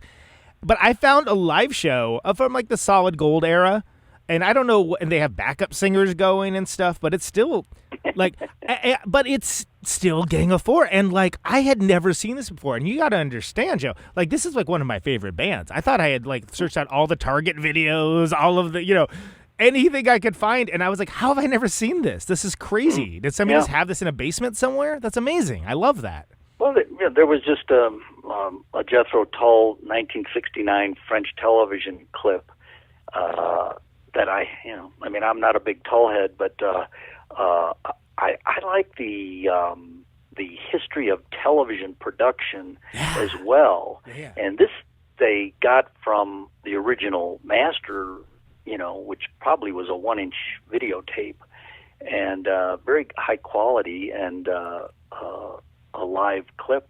And it made me wonder about French television, because they must have thought, why did they make room for all these British bands in 69 to 73, maybe later?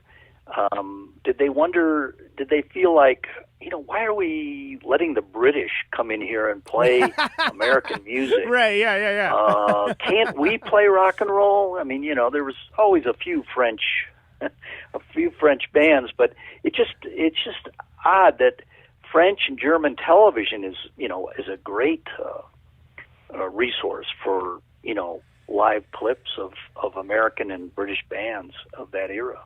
Yeah, and I find it astounding that there's so much of it that's like entered in this digital archive that you have to know how, where to look for it, and maybe it won't be there, maybe it won't. But I think that's like the good side of the internet. I think it's also training people to be insane, frankly. But whatever, that's neither here nor there, and that's a different discussion. I mean, I draw the line at I don't have a cell phone, and I don't do Zoom or Skype. Yeah. I try to get off the computer. I love the laptop. I've never had a desktop, and it's so much better for writing than a typewriter. I used to hate the typewriter. Oh, sure. And I wrote longhand until the invention of the laptop. And I'm on it quite a bit, but I'm not online all the time. Right. So do you take it to like scenic locales, or take it outside and write, or anything along those lines? I know Centennial is that's no. what. No, I don't. I'm in Centennial because I don't like exercise, so I need a camera and a place to hike where you're sort of on the hunt for an image. Right. And I post hike photos They're online beautiful. when I'm in Wyoming anyway. Yeah, they're very beautiful. So I can get a good 2-hour hike in and stay in shape, keep from sitting all day. I gave myself sciatica finishing Stone Mail because the last 3 years out of a whatever it was 30-year project, I really sat down and did nothing but get the book written and rewritten and edited, and it almost ruined my ability to stand and move around for Yikes. a couple of months. And so I have to be careful now, but that was a surprise, because I'm generally, I'm not in bad shape. I'm not in good shape. I just find exercise boring. But as long as I can hike or walk along the river, and when I'm in Illinois, it's. I used to live in Minocqua, so I know Wisconsin. We used to vacation up there and ski, and and come up in the summer, and so I generally do enough outdoor activity. But no, I don't bring the computer with me. That's for sure. Yeah, I mean, so for some people that sounds like a dream. Some people like a nightmare. It's figuring. Yeah, I mean, if I build a new house and I have a deck, then it's conceivable. We only really got wireless out here, 10 years ago. I have a DSL, but now there is a good cell service, so you could actually function without a landline out here now. But anyway, that's. I was amazed one time. Spot was talking to someone on a cell phone because, it just happened that eventually the service got there. It worked. Yeah. Suddenly, out here in the middle of nowhere. Yeah, well, anyone that's toured knows that like there's that stretch that's like this, was it the 70, right? That's just sort of you're lucky to find. No, I guess it'd be the 80, huh? That you're just lucky to get any service at all. Like it's like the counter on the cell phone says good luck, for your number of bars. Well, yeah, Black Flag started really the DIY touring, and Chuck, they had to pull over to payphones. Yeah. Or at a gas station, he'd have to run to make a call ahead to book the last dates while they're, out for a month or 2 months. And we worked. When I came in to run the office, this was in September '81. They were anticipating the Damaged album coming out and them being on the road forever. And so they had Henry in the band now, so his voice was strong. It would never give out. And I was going to be there at the office, and then Mike Shepard was supposed to be coming in at the same time to be the booking guy, so that Chuck didn't have to run to a payphone at every at every stop when he was trying to nail down the last dates or rearrange something or an emergency, or we would ship T-shirts ahead for them to sell. And Mike Shepard never showed up because he owed me money. I put down the down payment on Kezar Auditorium for his Throbbing Gristle Flipper concert in San Francisco. Sure.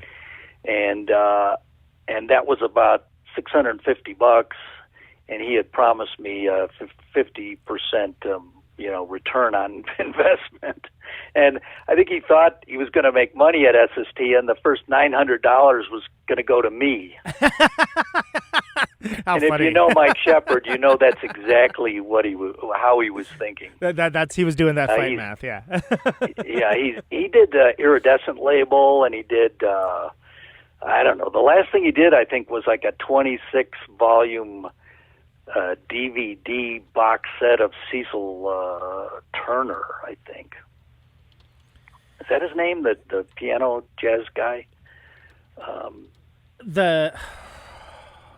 think that's his name.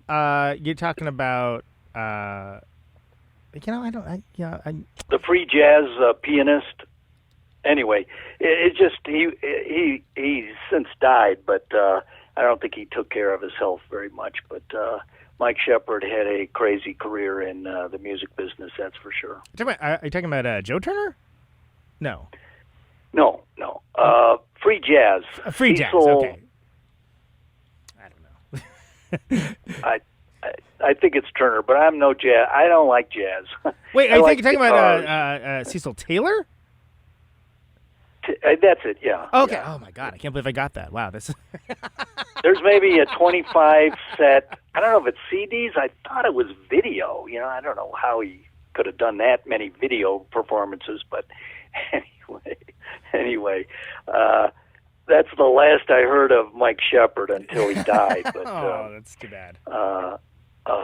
Yeah, he was one of these L.A. characters, kind of floating around, looking for a new money man to do another inspired, but also cockeyed project.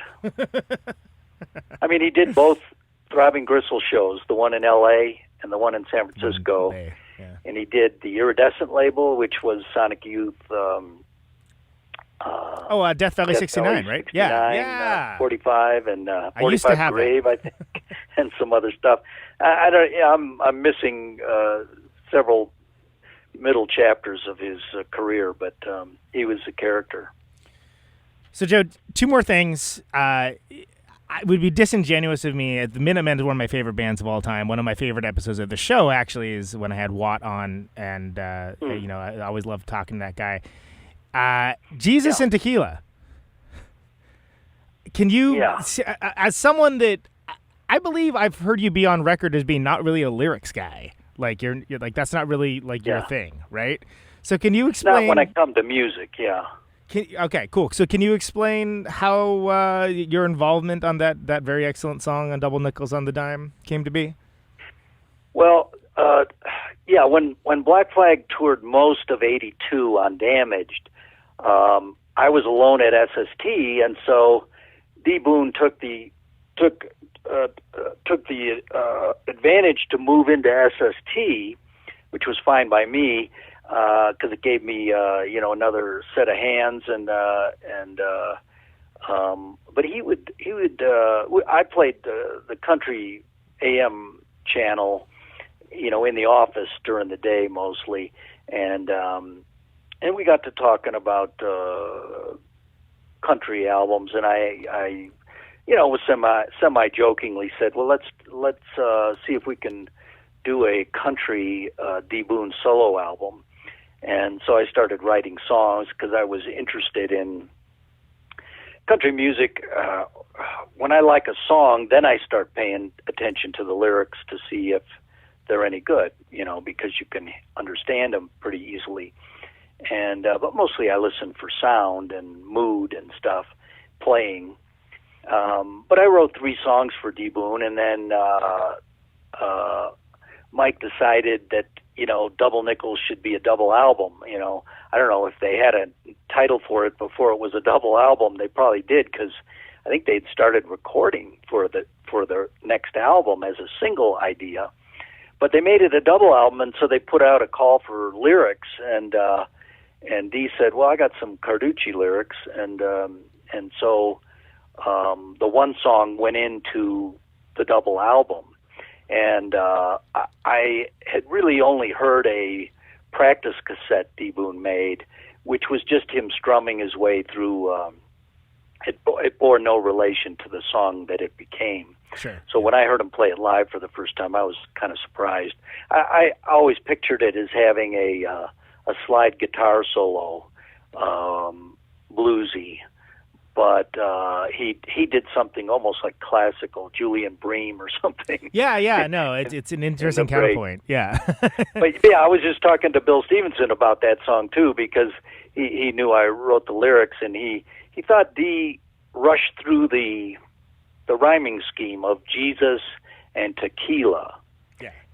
He kind of sings it quickly, and I told Bill I worked with Minutemen, St. Vitus, and Angst, and DC3, a few bands in the studio, and I never really had an opinion on singing.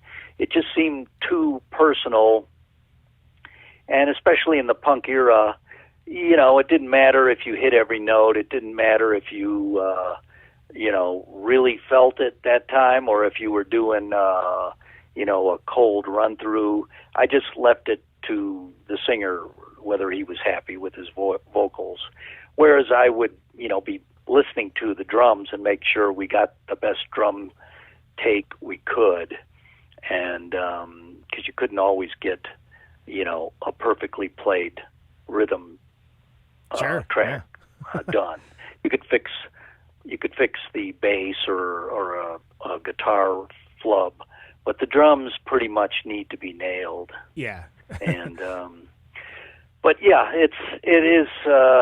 Angst did one of the other 3 that I wrote for D. Boon, and they never put it on a record, but it was called "Better to Die," and it's a very good lyric. But they did it live on a tour, and that was about it.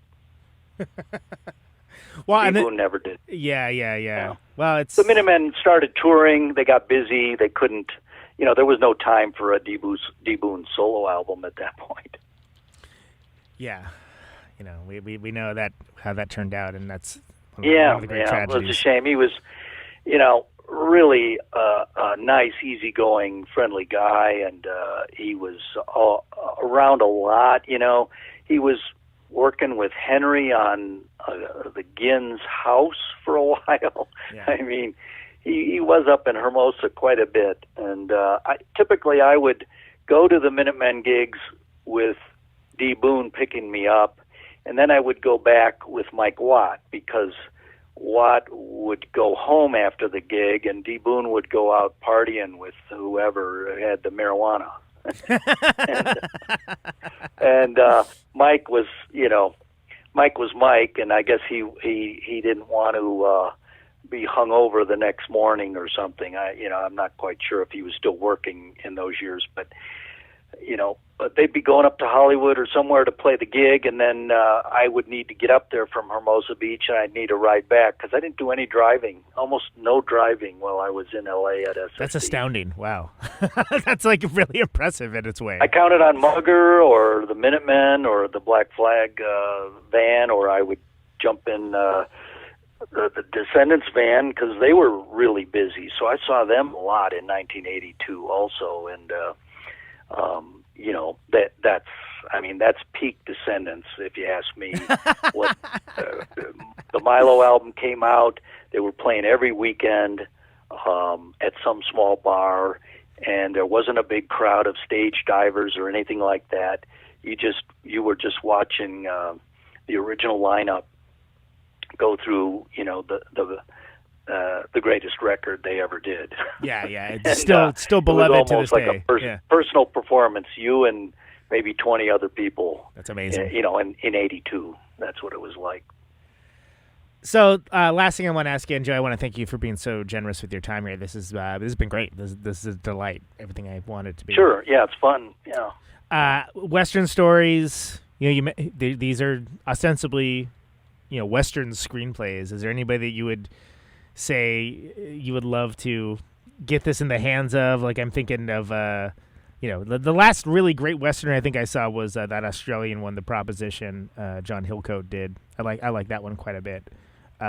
Which one? The Proposition. It came out like about 15 years ago somewhere. Oh, I never saw it, but yeah, I do know what Very you're good. talking about. Very good. I think. Well, I think after Clint Eastwood, I think Taylor Sheridan is doing the best work with a Western sensibility, even if he hasn't done quite yet a period Western. Oh, interesting. Okay, yeah. I guess he's doing the pre-show to the Yellowstone, or the prequel to Yellowstone, and that'll be a period Western. Oh, cool. Okay, neat. So I guess what I was just driving at is, I think anytime you read a screenplay, like, wow, who should be directing this film? So would that be a Taylor Sheridan get in touch kind of situation, or is there anyone you have in mind or anything? Well, unfortunately, he's a writer. Yeah. But maybe he prefers directing and producing. So. He did Those Who Wish Me Dead. That came out. The Angelina Jolie vehicle came out recently. Yeah, I haven't seen that. There's another one he did a few years ago. I can't remember what it's called. It's like a murder mystery. Yeah, like Renner, I saw something about that and looked at it, and that was news to me. I don't know much about that project. Yeah. But yeah, I don't know. I have some friends who direct, and maybe the Naomi Peterson screenplay has the best shot. I have a feeling her story, as a mixed race female photographer at SST, who then moves to the East Coast and works at Ross Records, the reggae label, and shoots the DC bands on Discord and Wino's bands and stuff. It's a fascinating story. Yeah, absolutely. Yeah, it's a good. It's like I say, it's a long screenplay about a short life, and it's very sad. And I don't know if people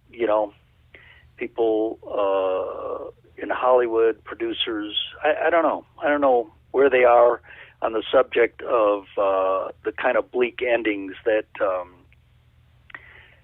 people made in the 70s. And I came of age in the 70s. I like that. I like that note. Yeah. As a final note, is something existential and a blue note. Yeah, absolutely. And I think some of my favorite films of the past few years have started to have that kind of reminiscent of the, oh wow, that's the end. Oh geez, okay, kind of moments, which I too like that quite a bit. So I think there's kind of I'm optimistic because of streaming. The level of production of B movies is way up, and the B movie is not necessarily a big tit action movie like they used to be. There's a little bit more ambition to them, and more of those are getting made for whether it's Amazon or Netflix or Apple or a million other places. I mean, I don't know. There's got to be a place for my stuff. In a way, I can't spend too much bother on that. I have to keep writing. Sure. No, it's understandable. I wish I had writer's block.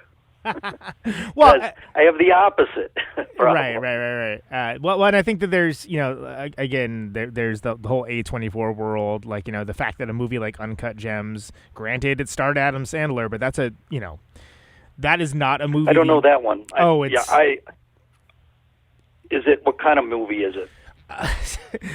Stress-inducing is probably the best way that I could put it. He's this basically. So it's ostensibly like a I guess you would call it a crime thriller about like a jeweler and reseller who's just he's making these high stakes bets, and it's like a high wire act of who he owes money to and who he's trying to get money from and this and that. It's just a nonstop ride of stress. People want to do good work. It's almost like we were describing rock writers at war with their editor publishers. Yeah.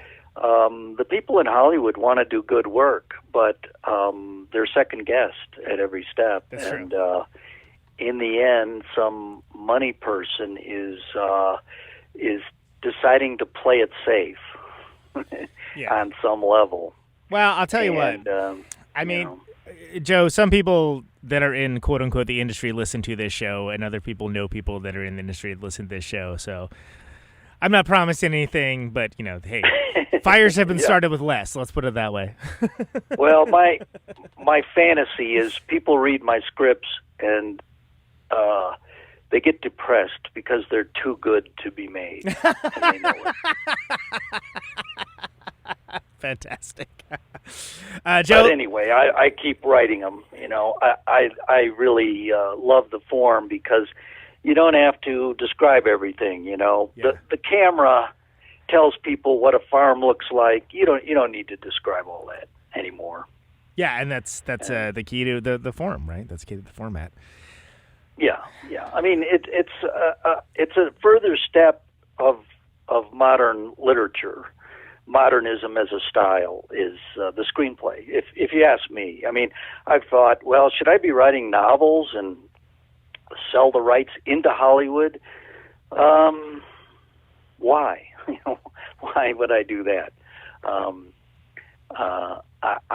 I settled on this format and I like it, and so I'm doing it. And I've got the nonfiction books. So every once in a while, I have enough scripts that make a kind of thematic. They fit together under in between a cover of a book. So, it's fun to do it, and there's a little bit of cash flow from the books.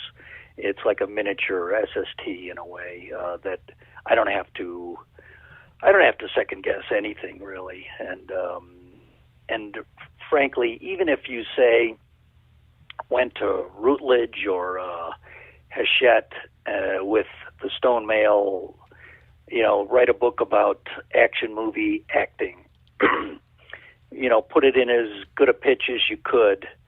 You couldn't, in the middle of the book, do 100 pages on Soviet cinema as the other working class cinema. Oh my God! To compare it to, you just couldn't get away with it. They'd put it into 2 books if you were lucky, but it makes sense as one book because if you write about a subject and you don't compare it to anything, I mean that's the question of life: is compared to what? I was thinking about Marcus Garvey. Sure. If we're as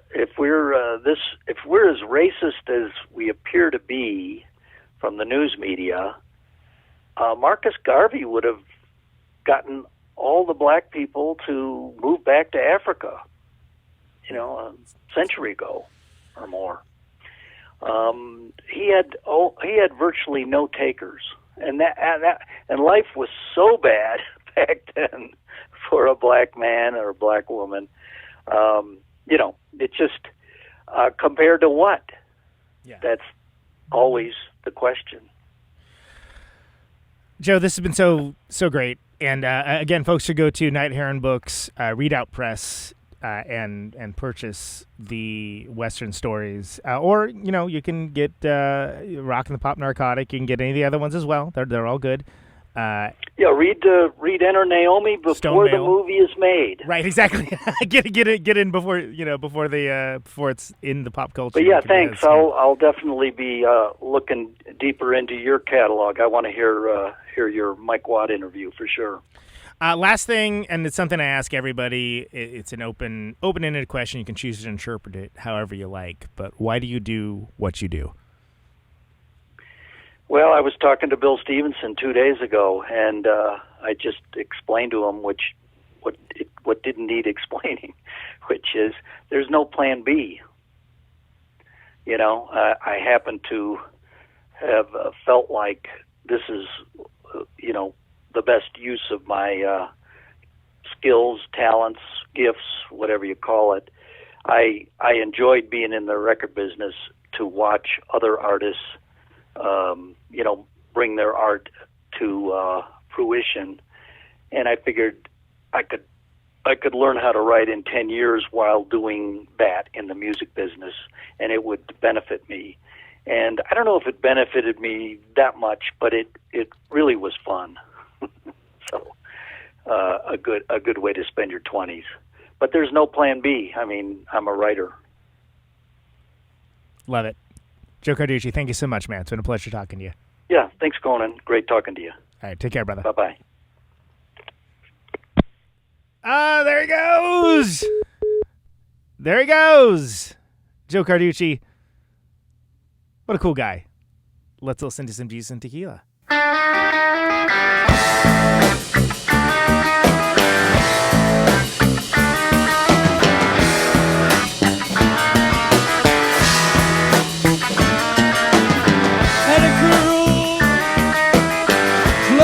She saw love me so good, made her daddy mad.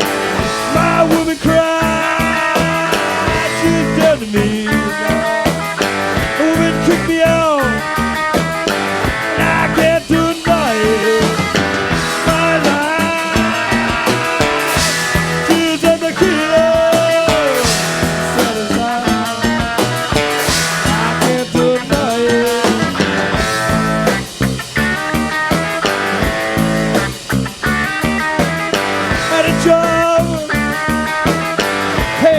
Good. And my boy took the preacher. My passion, he's dead to me now. The boss kicked me out, and I can't deny it. My life is a tequila. Satisfied, I can't deny it.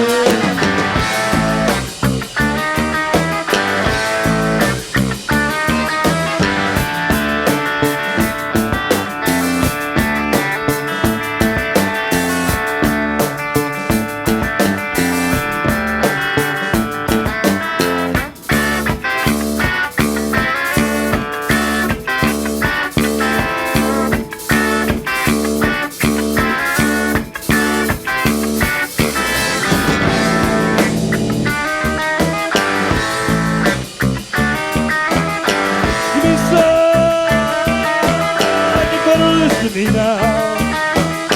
Don't give away love, don't give away your sweat. Girl will never know you, and the boss will never know my life.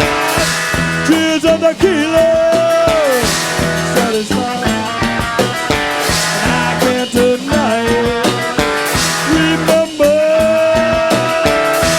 tears of tequila. Satisfied, I can't deny it.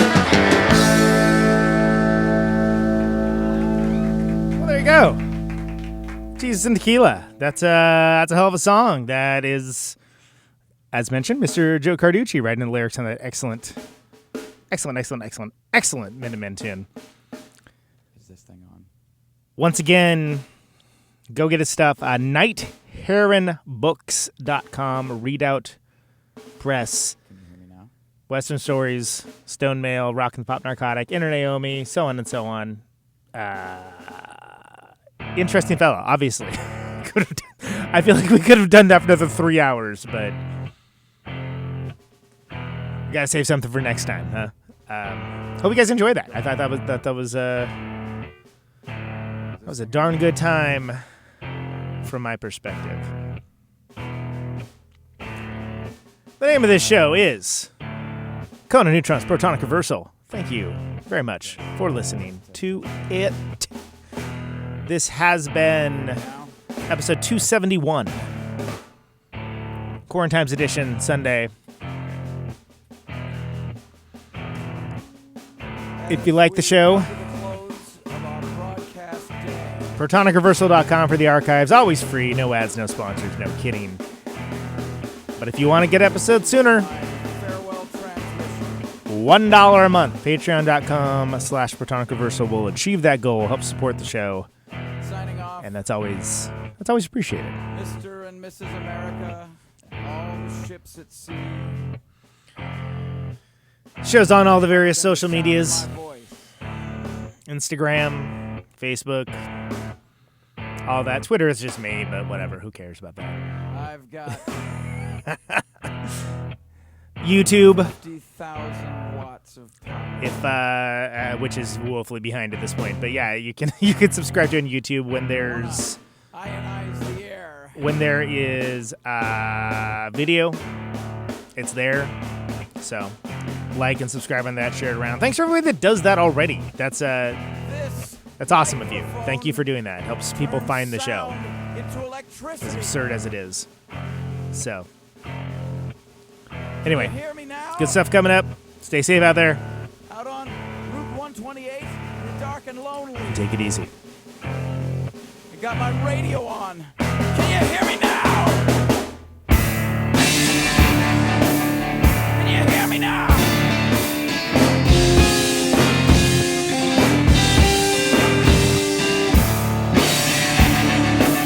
Can you hear me now? Can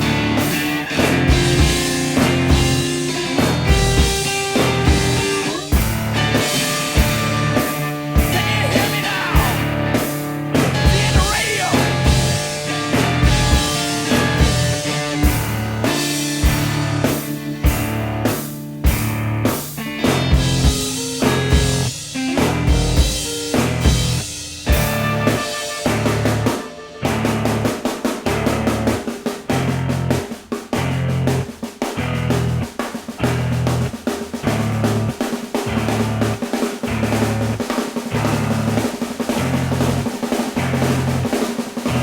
And that snare drum and that drum roll means we've got a winner.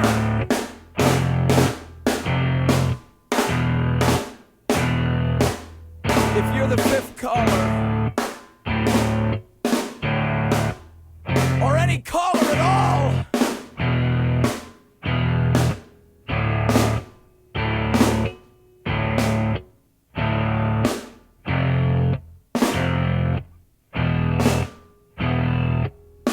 welcome to my top 10.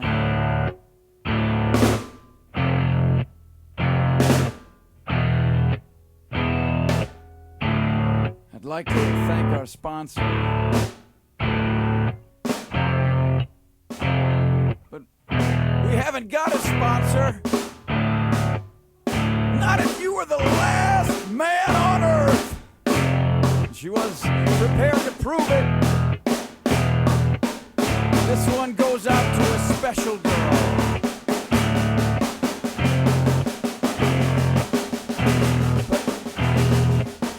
But there is no special girl.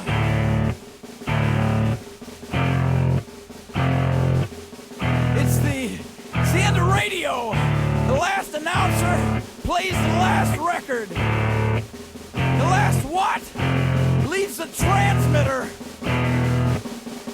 circles the globe in search of a listener.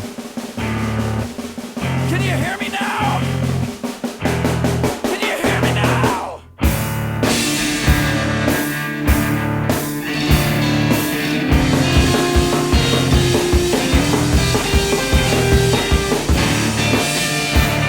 Can you hear me now?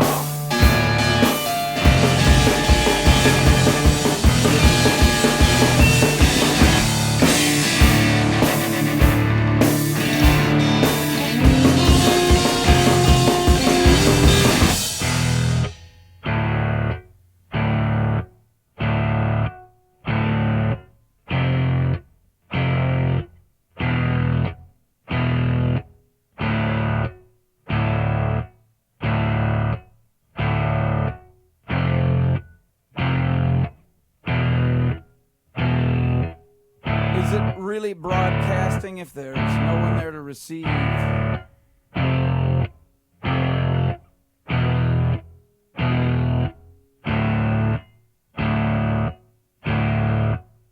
It's the end of radio. As we come to the close of our broadcast day,